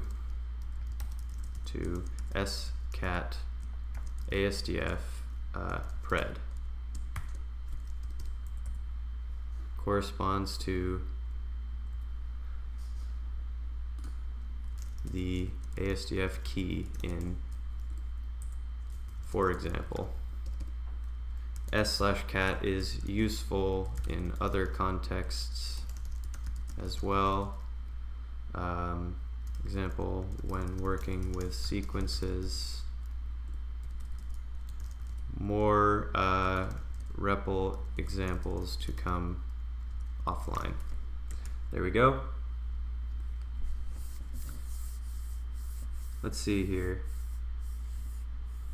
All the other sequence functions actually have the transducers integrated directly in the functions, but concat, it would have been a breaking change, so it's a dirty little exception.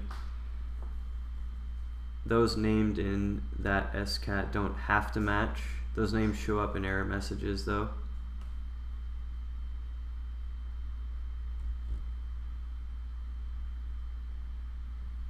They don't have to match.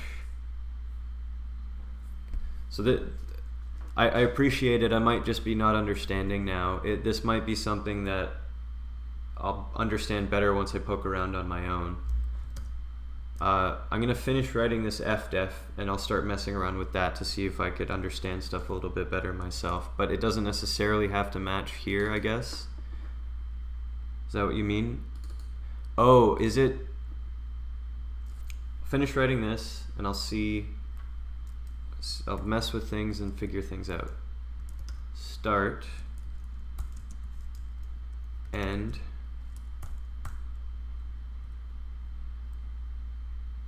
so that's the args thing. The return, just check that it's an integer, and this function you do, what is the function here? A function can specify a relationship between args and return. So s and greater than or equal to the return. Oh, this is cool. That's super useful, or it can be. If there's logic about you, like you'll always know that the output is greater than or equal to whatever. That's cool. That's really neat. Less than return thread first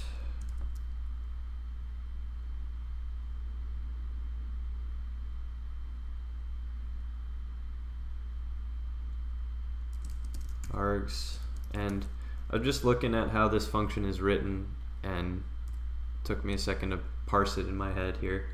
That's okay though. Scat whatever int whatever else int will always match the first and second argument. Yeah, okay, that's what I thought. So, but then if I call this ASDF, that is what shows up in the error messages, so it can be completely unreadable if I don't match the names themselves. I see. So I should I'm gonna just delete this note because it's not totally right, and I'll just make a note here. Write my own notes offline that properly describe what scat is doing. A good example to play with is the fdef of ranged rand in the spec guide. There we go. Args, that's the function. Okay, let's see what happens here. So now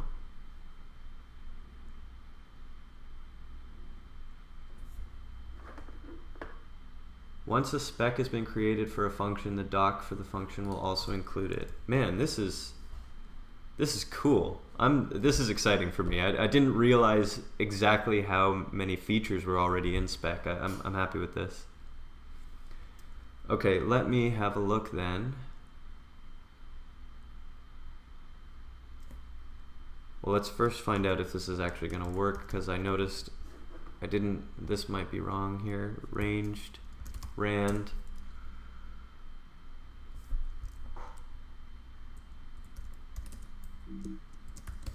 Oop, I don't have doc in the namespace. Clojure.repl.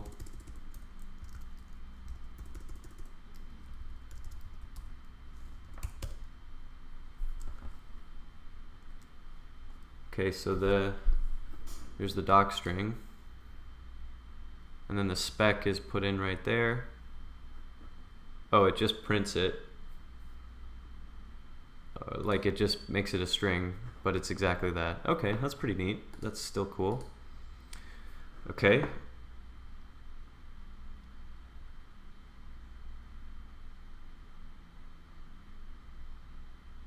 And you can use fspec for higher order functions. Oh man. So many useful things.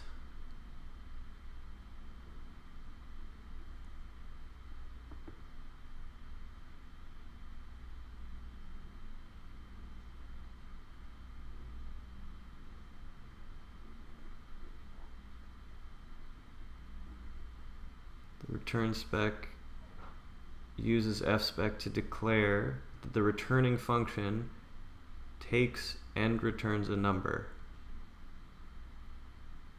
Takes a number, right, args, and then returns the number there. Yep. Even more interesting, the function spec can state a general property that relates the arguments where we know x.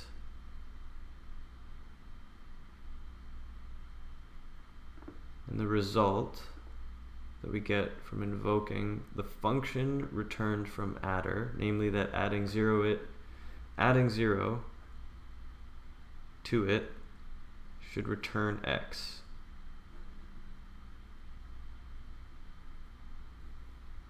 Return 0. Okay. That is something else for me to poke around with. Let me try and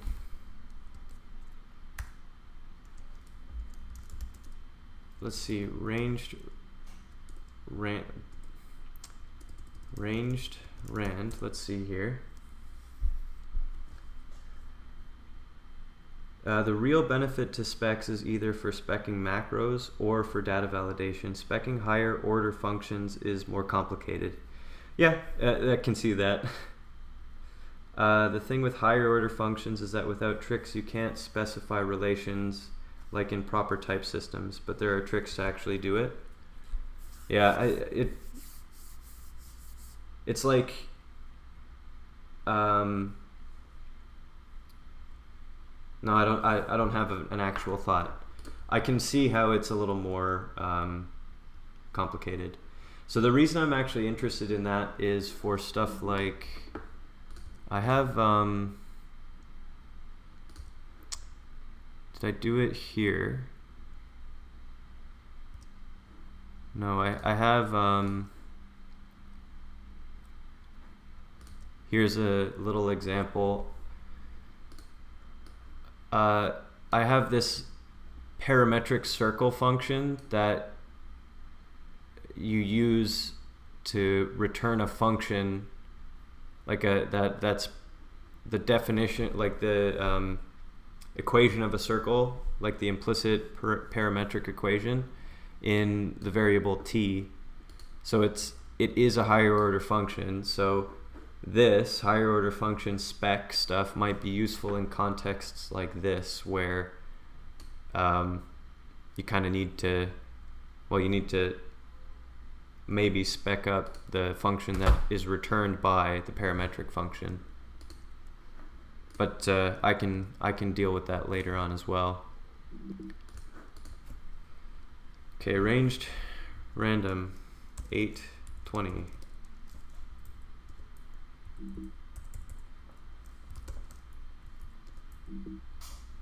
Wait a minute.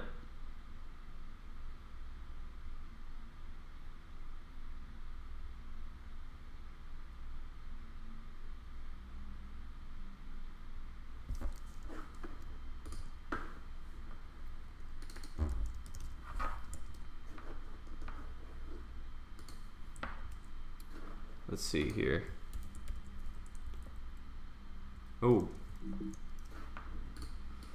Come on.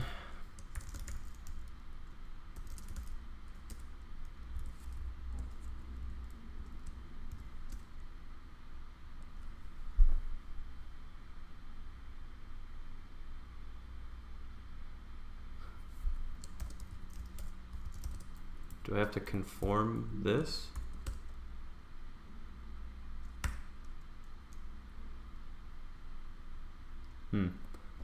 Okay, that maybe I'm missing something. I thought that since I had this sdef here,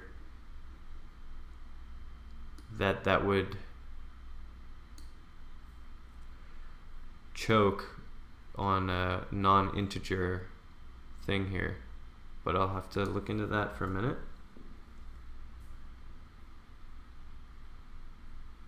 Need to enable instrumentation. Oh, is that the check asserts thing, or is that something different? Like this.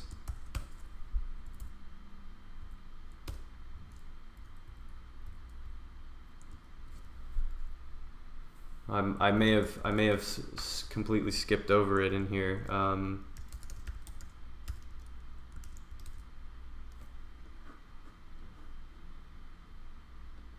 Oh, here.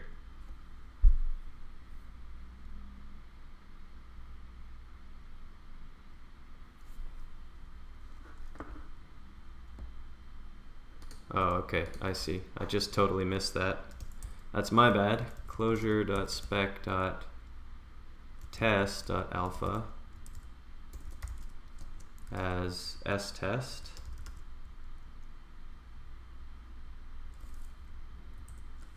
And then you instrument the range symbol. Instrument ranged rand. And now let's try it here. Failed. Oh, there we go. Okay, now we're getting somewhere. So if I go here, just put a little thing in my snippet here. Copy that. There we go.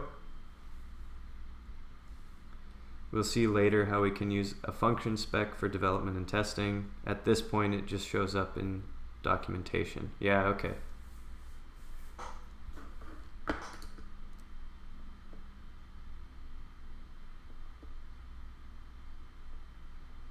Oh, see, you know, since this screen is so small, I am missing, there's normally a table of contents as well, right, at the top here. This is way too small to read.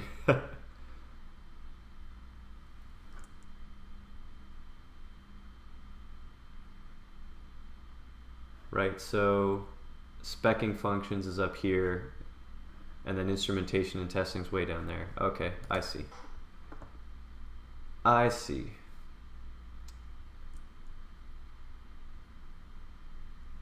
I'm hopping around like a madman. Oh well, so be it. fdef.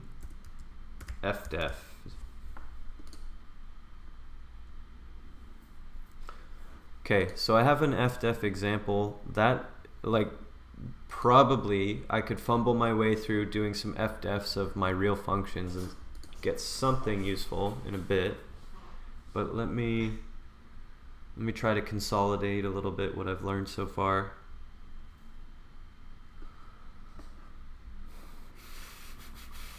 Let's see what kind of errors I'm getting. If I were to do ASDF like that,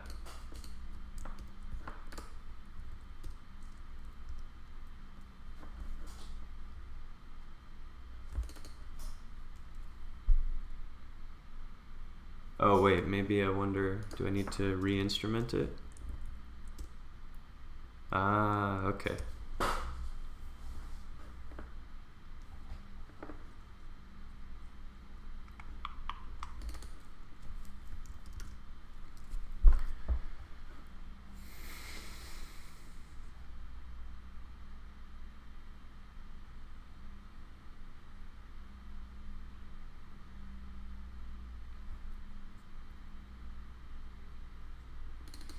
Oh, is this,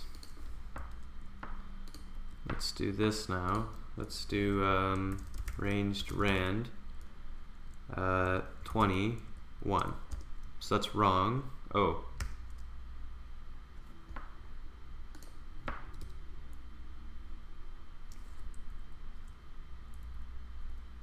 Null?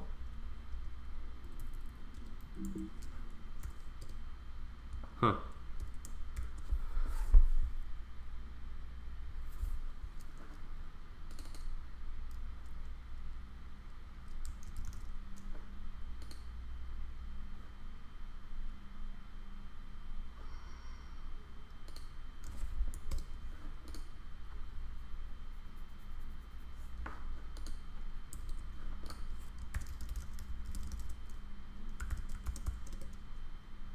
Okay, that worked.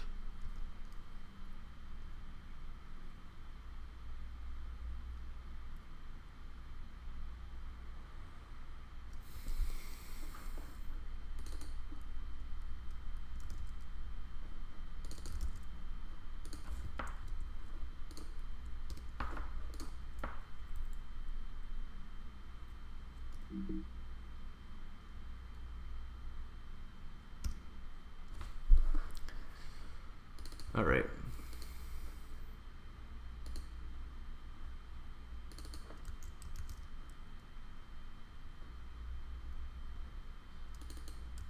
Oh, well, of course, if I use the wrong, the function has to actually work. And I didn't redefine it anyway. Okay. So this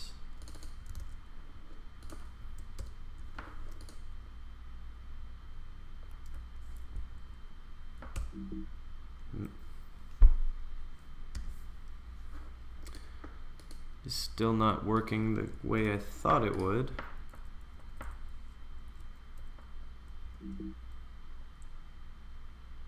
No, okay. Well, let's just get back to start, long rand, and start like that.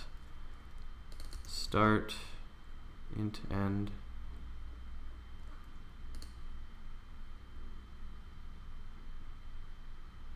Args, yeah.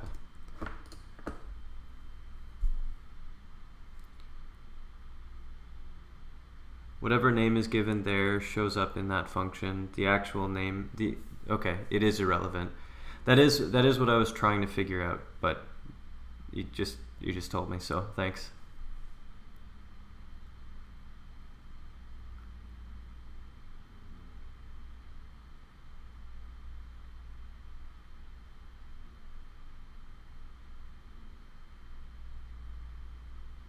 The name of the actual, yeah, okay. Good. So I guess I shouldn't be so hung up on it anyway. I mean, it kind of just makes the most sense to make it all match so you can read it effectively anyway, but it's good to know that it doesn't actually matter, right? Basically, the scat spec produces a map with keys start and end, and that then is passed into the function. Okay, there we go. That makes sense to me. Thank you very much. I appreciate that.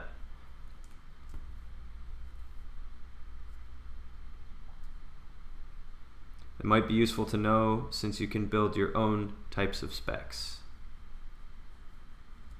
Right.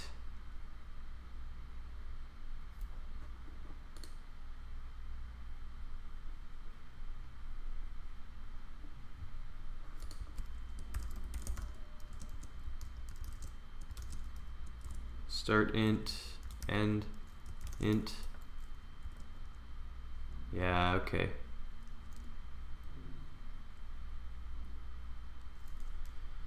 And then you could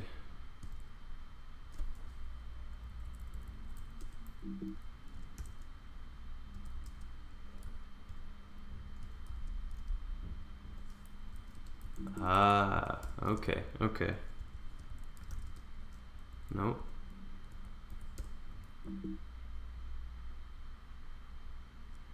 Oh, you have to do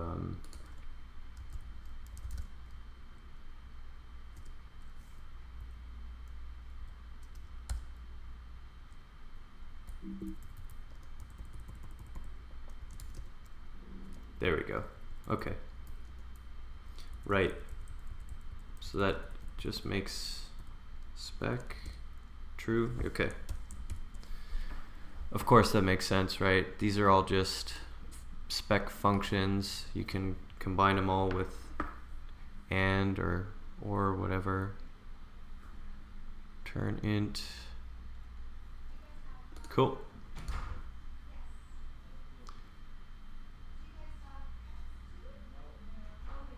You can build s/cat from scratch. Oh, right. So it produces a map with keys. Right. So you could like produce the map itself. Start int. Oop. Unless I'm misunderstanding. It would be s/def start int end int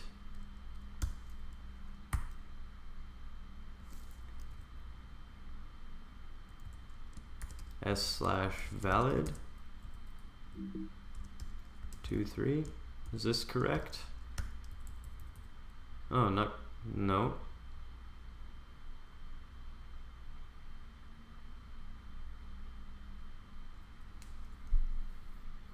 The machinery is really minimalistic. There's a ton of libraries to improve it.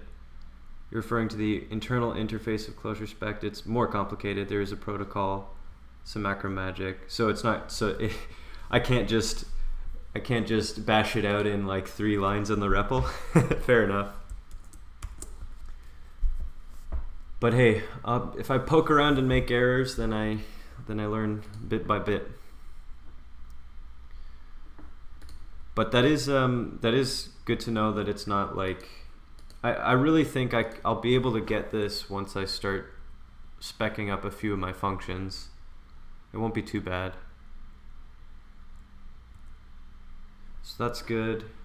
Speccing functions, higher order, and macros. There's a bit of a different approach, or maybe not. The point is it's fully extensible. If you ever run into something Spec can't do, you can fix it. Right. Yeah, that is nice.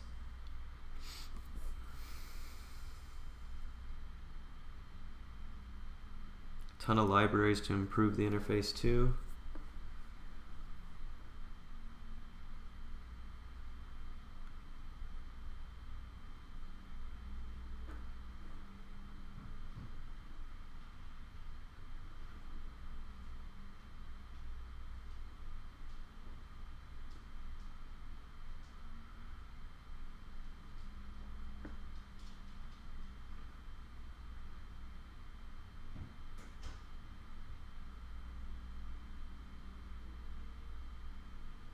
So you can make a schema by just doing a bunch of sdefs and kind of building up.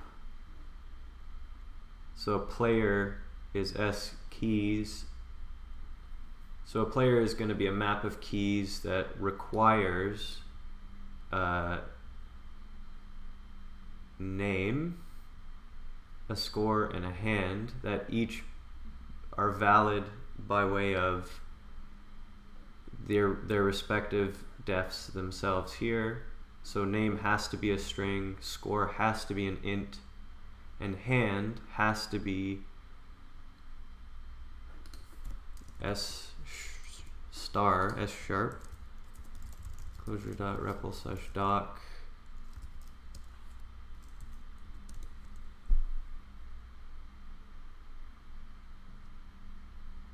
Oh, okay.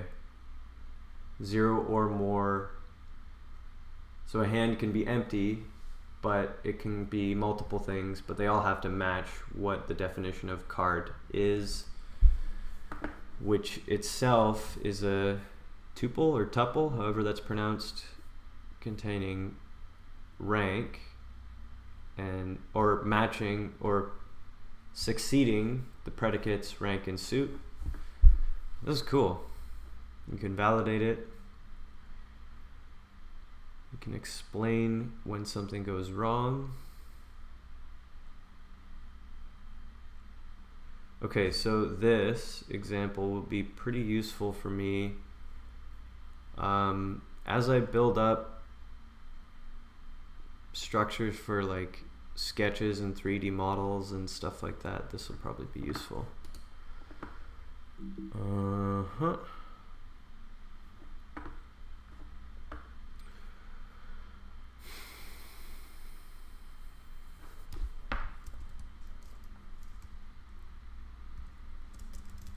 Building up a schema example.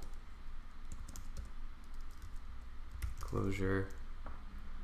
So you can build a schema up by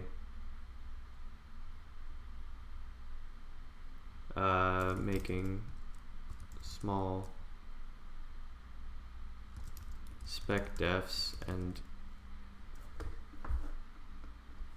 combining them up into more structured data for more advanced validation.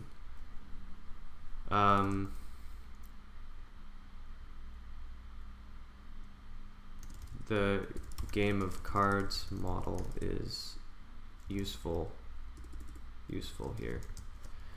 Right, so you define suit. The suit predicate is just a set of club, diamond, heart, or spade. And you can use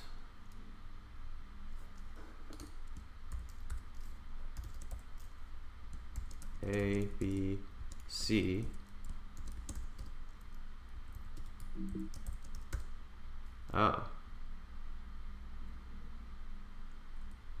So does that, let's try that suit here. Suit, nil. If it's spade, it returns spade. Okay, yep. I always forget that you can use a set like as a predicate basically on its own. That's pretty handy. So we got suit def rank is just into the set Jack, Queen, King, or Ace, range 2 to 11. Yeah, sets, maps, and vectors are all functions. Yeah, I know that about vectors and maps, but I always forget it about sets. It's just, it's useful to be reminded of that, you know?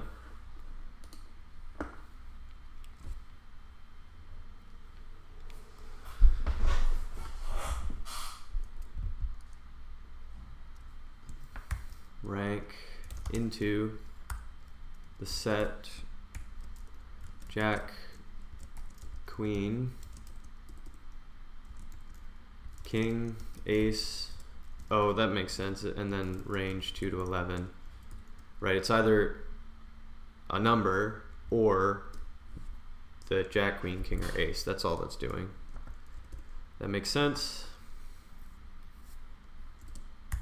Def suit rank and then a deck for suit in suit, rank in rank, rank suit. It's pretty straightforward. Suit, suit, rank, rank. I normally prefer to write it out like that. It takes more space, but it's, in my brain, a little more readable. Rank suit. Yeah, so if I do this, and I just ask for the deck, yeah. So count, that should be, is it 52 in a deck? Yeah. Perfect. We're on track with that.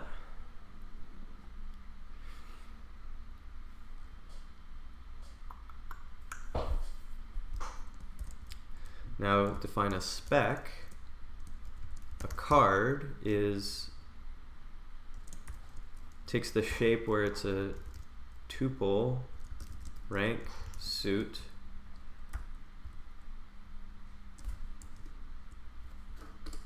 So s/valid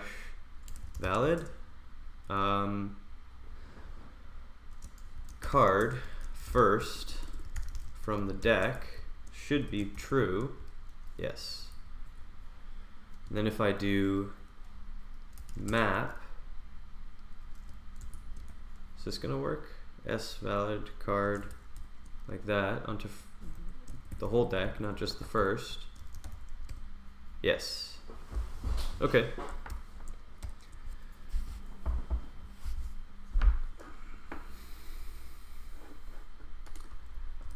Card and sdef hand is s/any. I don't know what the name for that is. Wildcard. So I do that. S/valid hand first of deck. Is that going to be valid? No, but if I put it in a list or a vector, true. Ah, okay. So it has to be a collection that matches that, I guess. It's like enum's done right. Other languages usually get it wrong.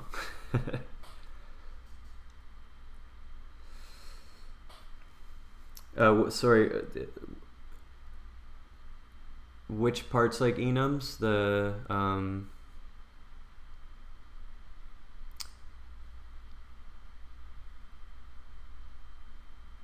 shoot, I lost my train of thought there. Oh, the star, usually star quantifier in regex terminology.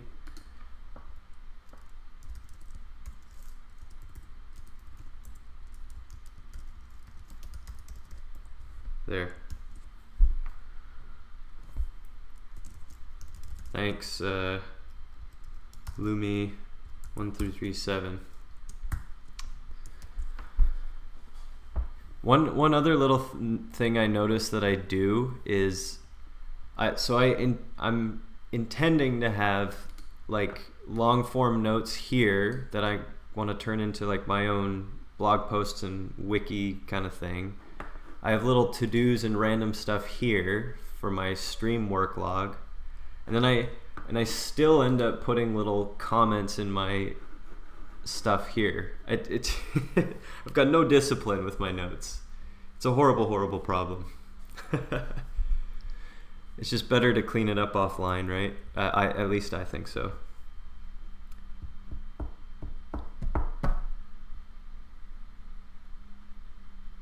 Yeah, need to schedule time to clean it up later. Yeah, I'm totally recognizing that. For this whole month of June, I've been as a challenge, I have been streaming every single day of the month, and it's fun, but it's not sustainable. And I don't intend it to be, because it kind of prevents me from doing these sorts of things where I have time to sit down and really focus for a long period of time.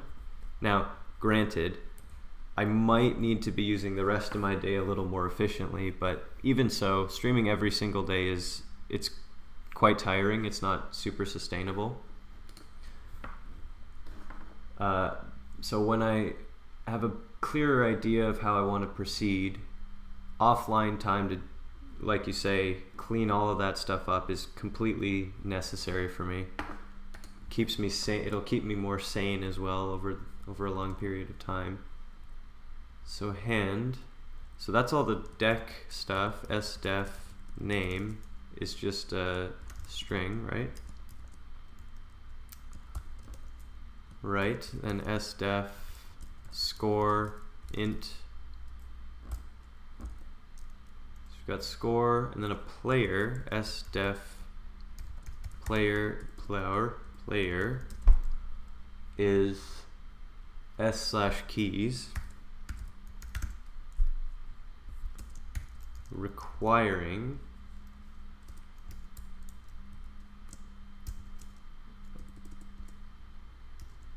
that they match name, score, hand.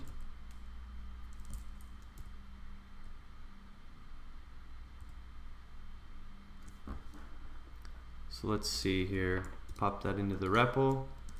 So s/valid player, this is not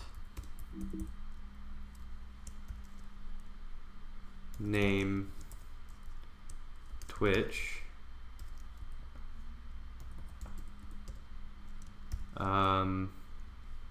score 200, score is an int, so that should be valid. Name is a string, and then hand, which I know is any card in a list. So this is an empty hand, that should be valid. False.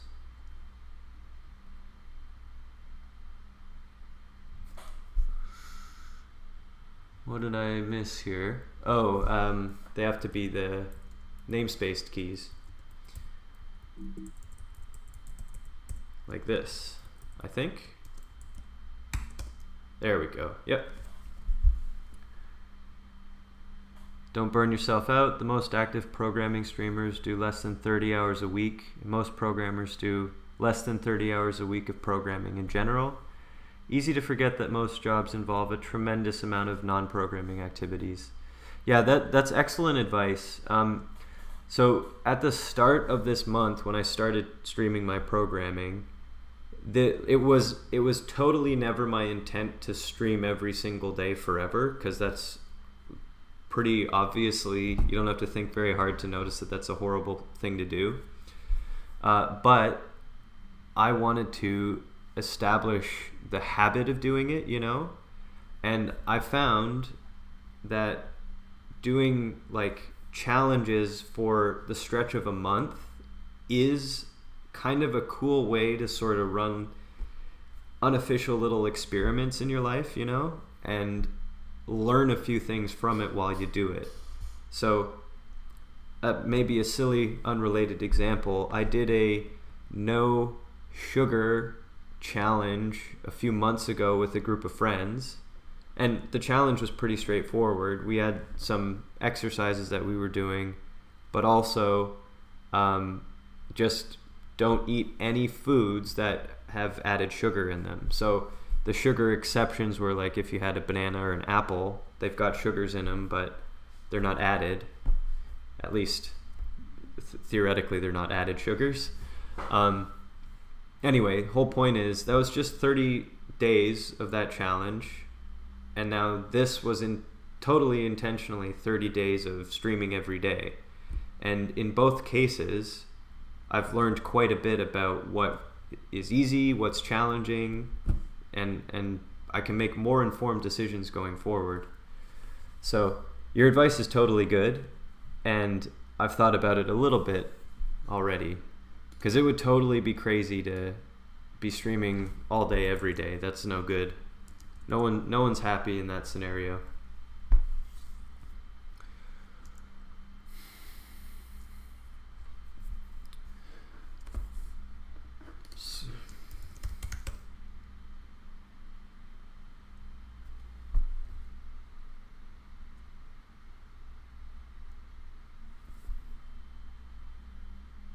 if I were to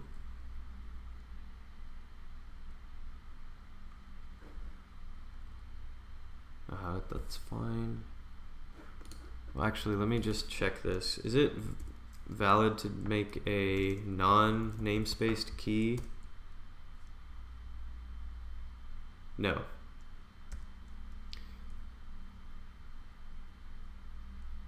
Insertion error. Okay, that is totally good to know.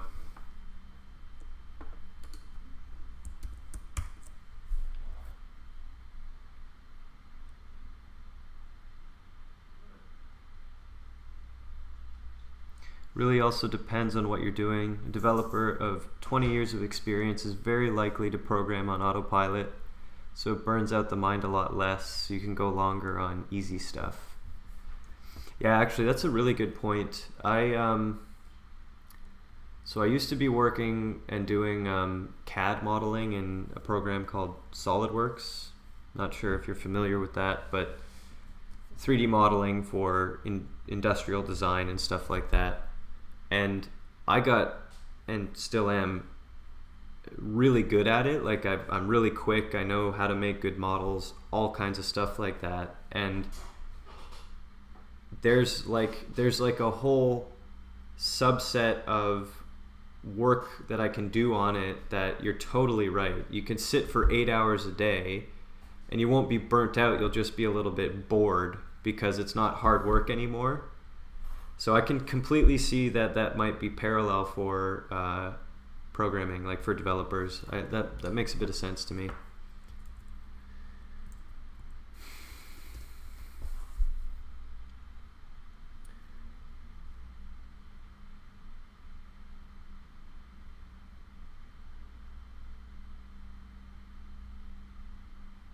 So let me common elements of a schema seem to be predicates and collections of keys.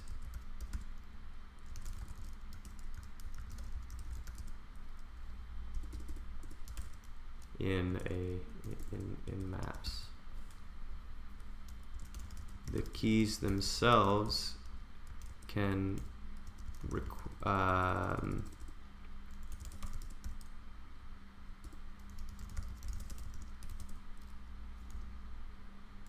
be required to fit the predicates you defined for smaller parts of your schema, for more concrete, more fundamental elements of your schema. So it seems like a good, right? So because this schema, there's just a few predicates here, and then you've got the deck is just a list of things basically, and then the shape of this is just, it just uses the predicates to validate the shape of a thing, right? I don't even know if I'm making sense. I'm kind of just talking to myself. That seems reasonably good. And then you can go further, of course, so that's player, and then you can define more things by combining even those things up.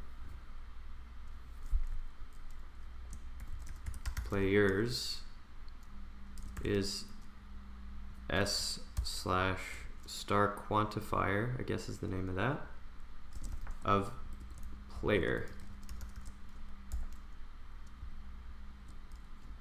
And then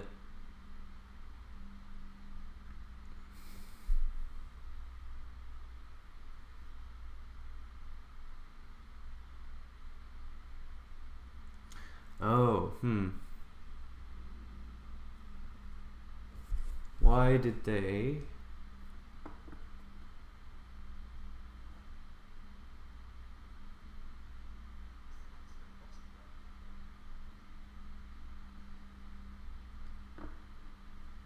well, that makes sense.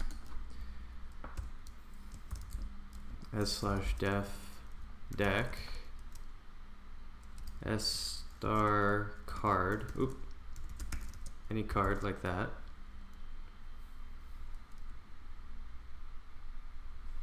If you think about it, even the specs are just predicates. Yeah, actually that's totally right. Like I'm manually testing them out right now with svalid, and it's yeah, that's true. It's the whole point of of contract systems.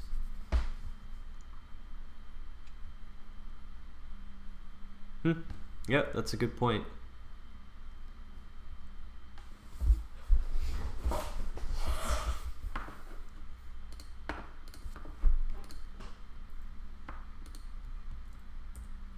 Let's see.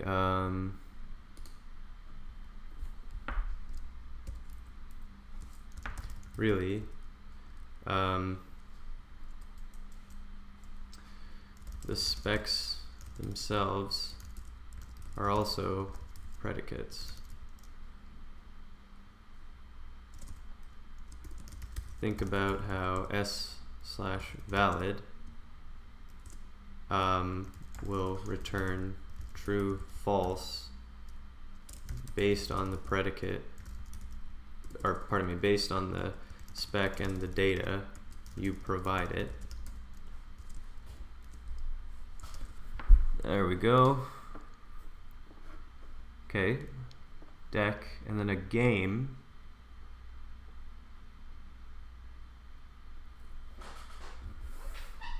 Is going to be a map requiring players and a deck.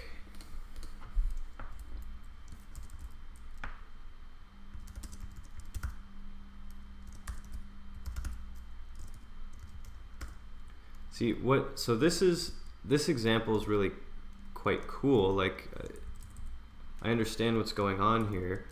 The thing that still, still is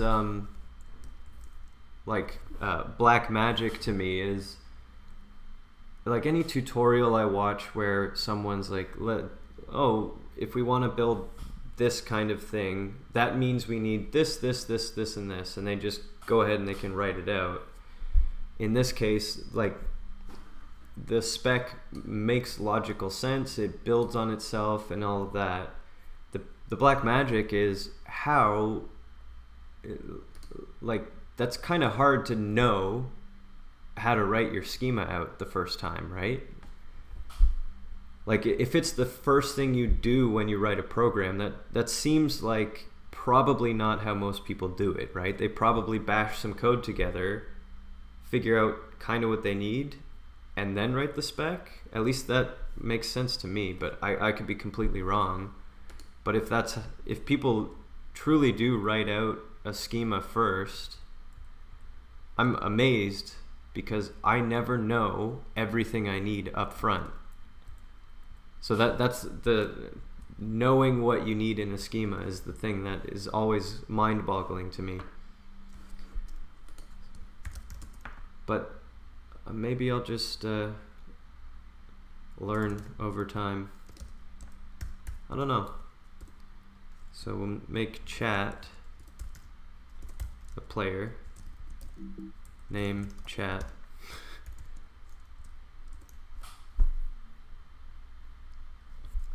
Score 200, sure, and the hand,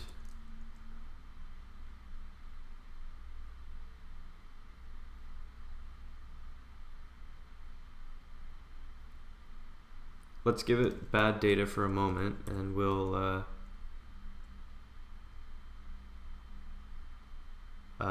let's make it an ace of spuds. Sure. Ridiculous. Okay, chat has that. So s/valid will fail, right? It's not a player. Chat false. Let me spuds spades And now if I run that, it should work. Oh no, this is malformed. This is wrong.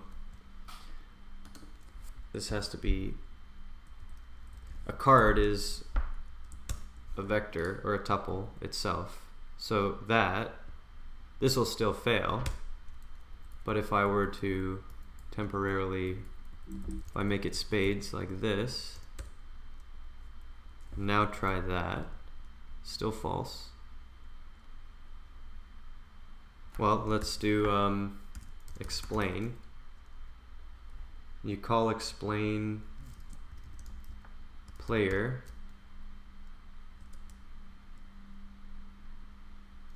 chat suit.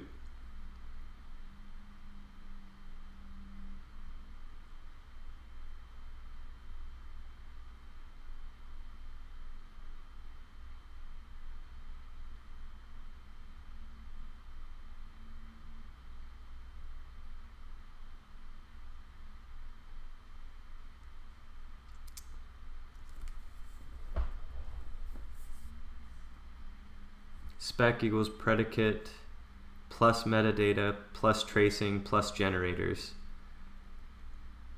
Plan, do, check, act cycles. You start with an idea and a preconception of a model, then you implement and try it, review, study results, reflect, and improve. When you're experienced, you usually come up with a model of the problem very quickly in your mind, way before you even start looking at a keyboard. Okay, I guess that makes a lot of sense. Plan, do, check, act cycles.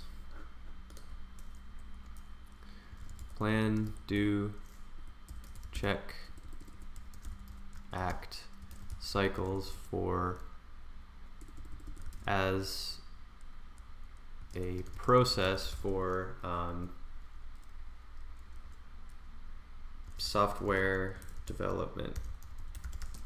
Theoretically, this is more general than just software, because it seems like you could use that for basically any engineering project.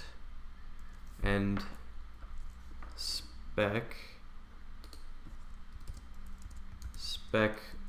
provides more features like generators, metadata, tracing, its predicates with more useful features attached.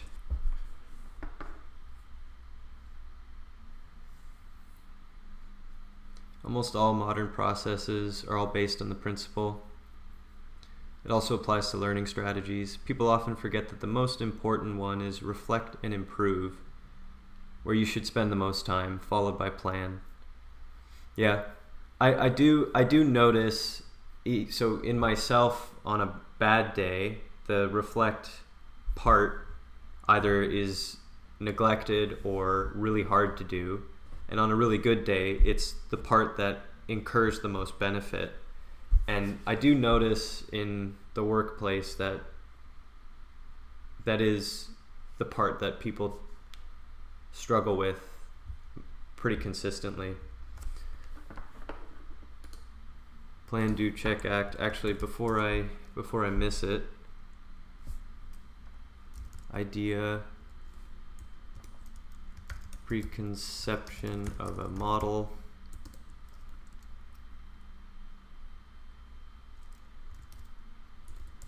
implement the model, test it out, right? Then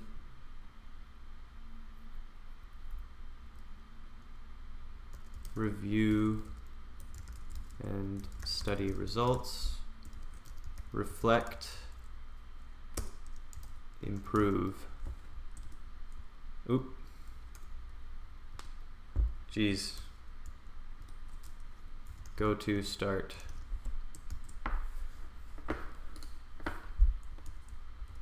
And let me make a little credit thing here. This is based on comment from Lumi.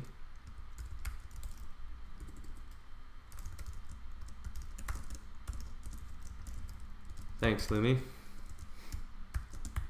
There. Perfect. Okay, so where was I? Just messing with explain here. So spades failed. It's not a suit. In stylo spec hand. Did I invert? So a hand contains a card, and a card is the rank, and then the suit.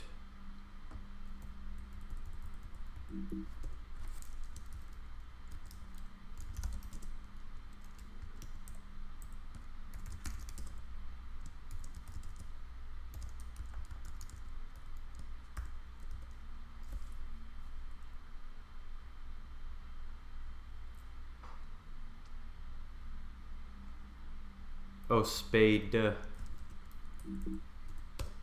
we go. Of course.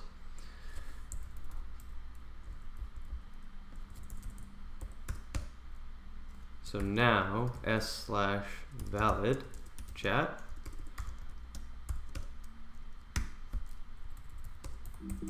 Is it a valid player? True. There we go.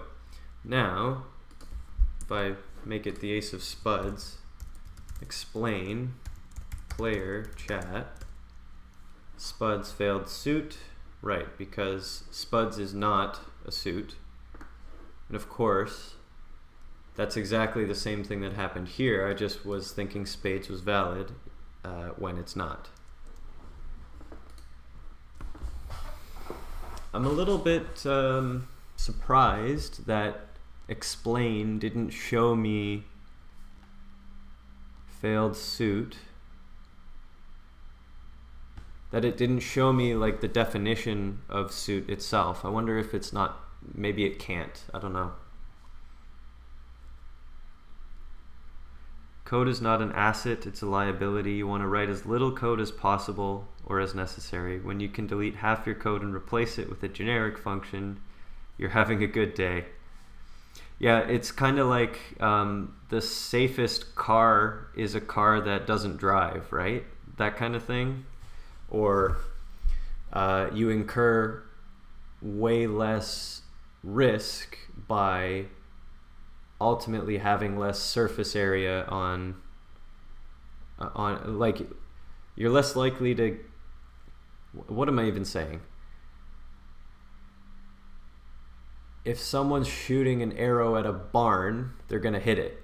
If someone's shooting an arrow at a dime, they're way less likely to hit it.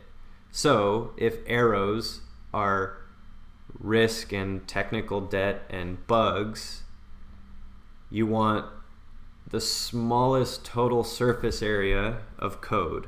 So you don't want your code to be the broadside of a barn. You want it to be this refined, tiny little bullseye kind of thing. What a weird and opaque analogy that I just made up. It's almost time for me to call it a day and take a step away from my computer.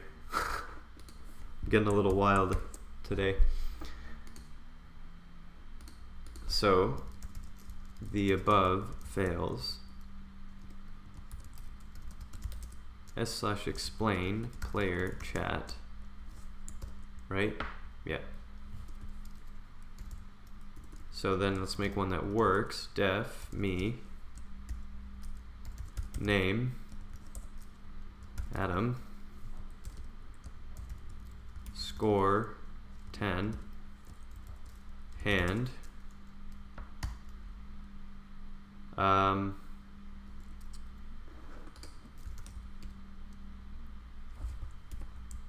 say I'm just holding the whole deck. Why not? And that should work. Valid me player me true. The above works. Valid player me. There. True. Perfect.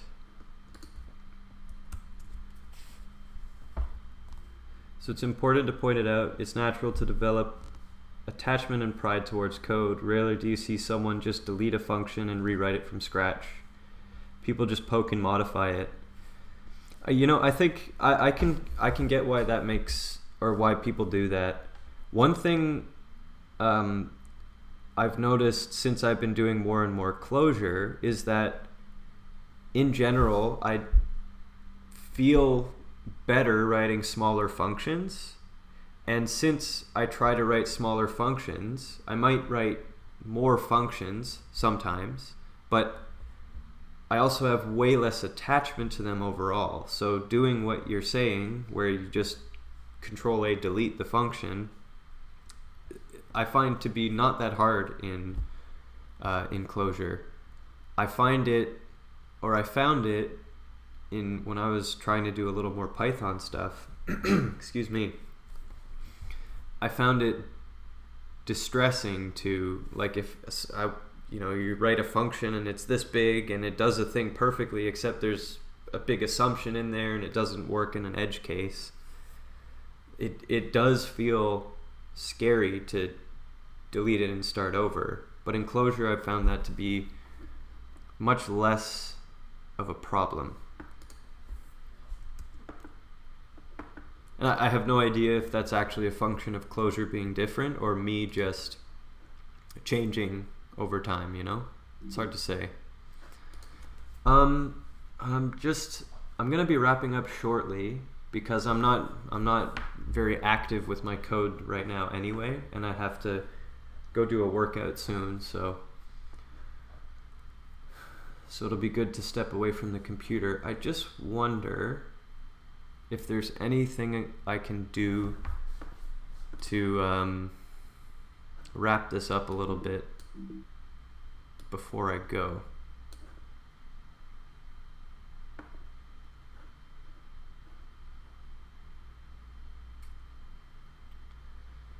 Assertion checking, scat. Oh, I didn't put this in here yet. fdef, s/fdef. This is very useful for speccing up functions directly.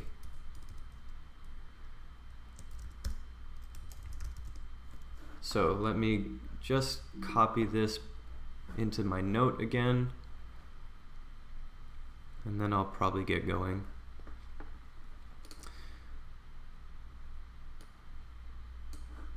Right, so here, this was the fdef example.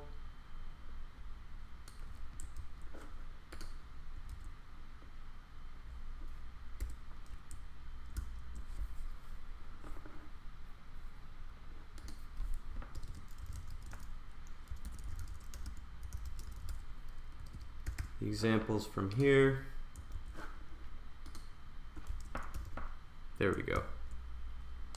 All right, that is going to be it for me today. I am going to get going.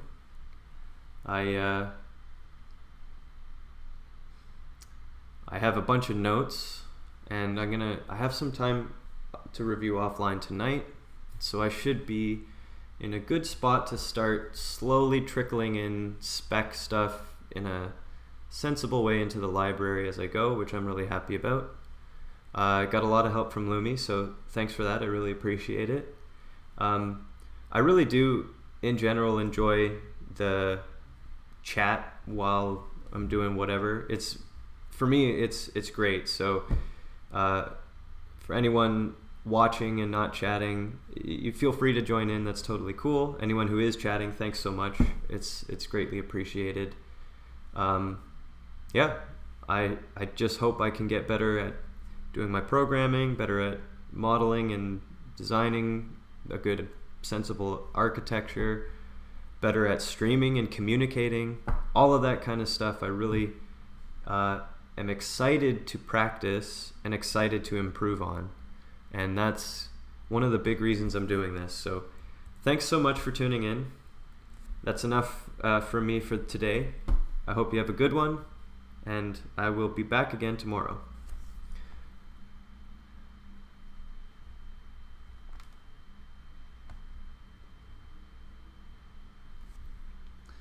If I could get the stop to work. Bye.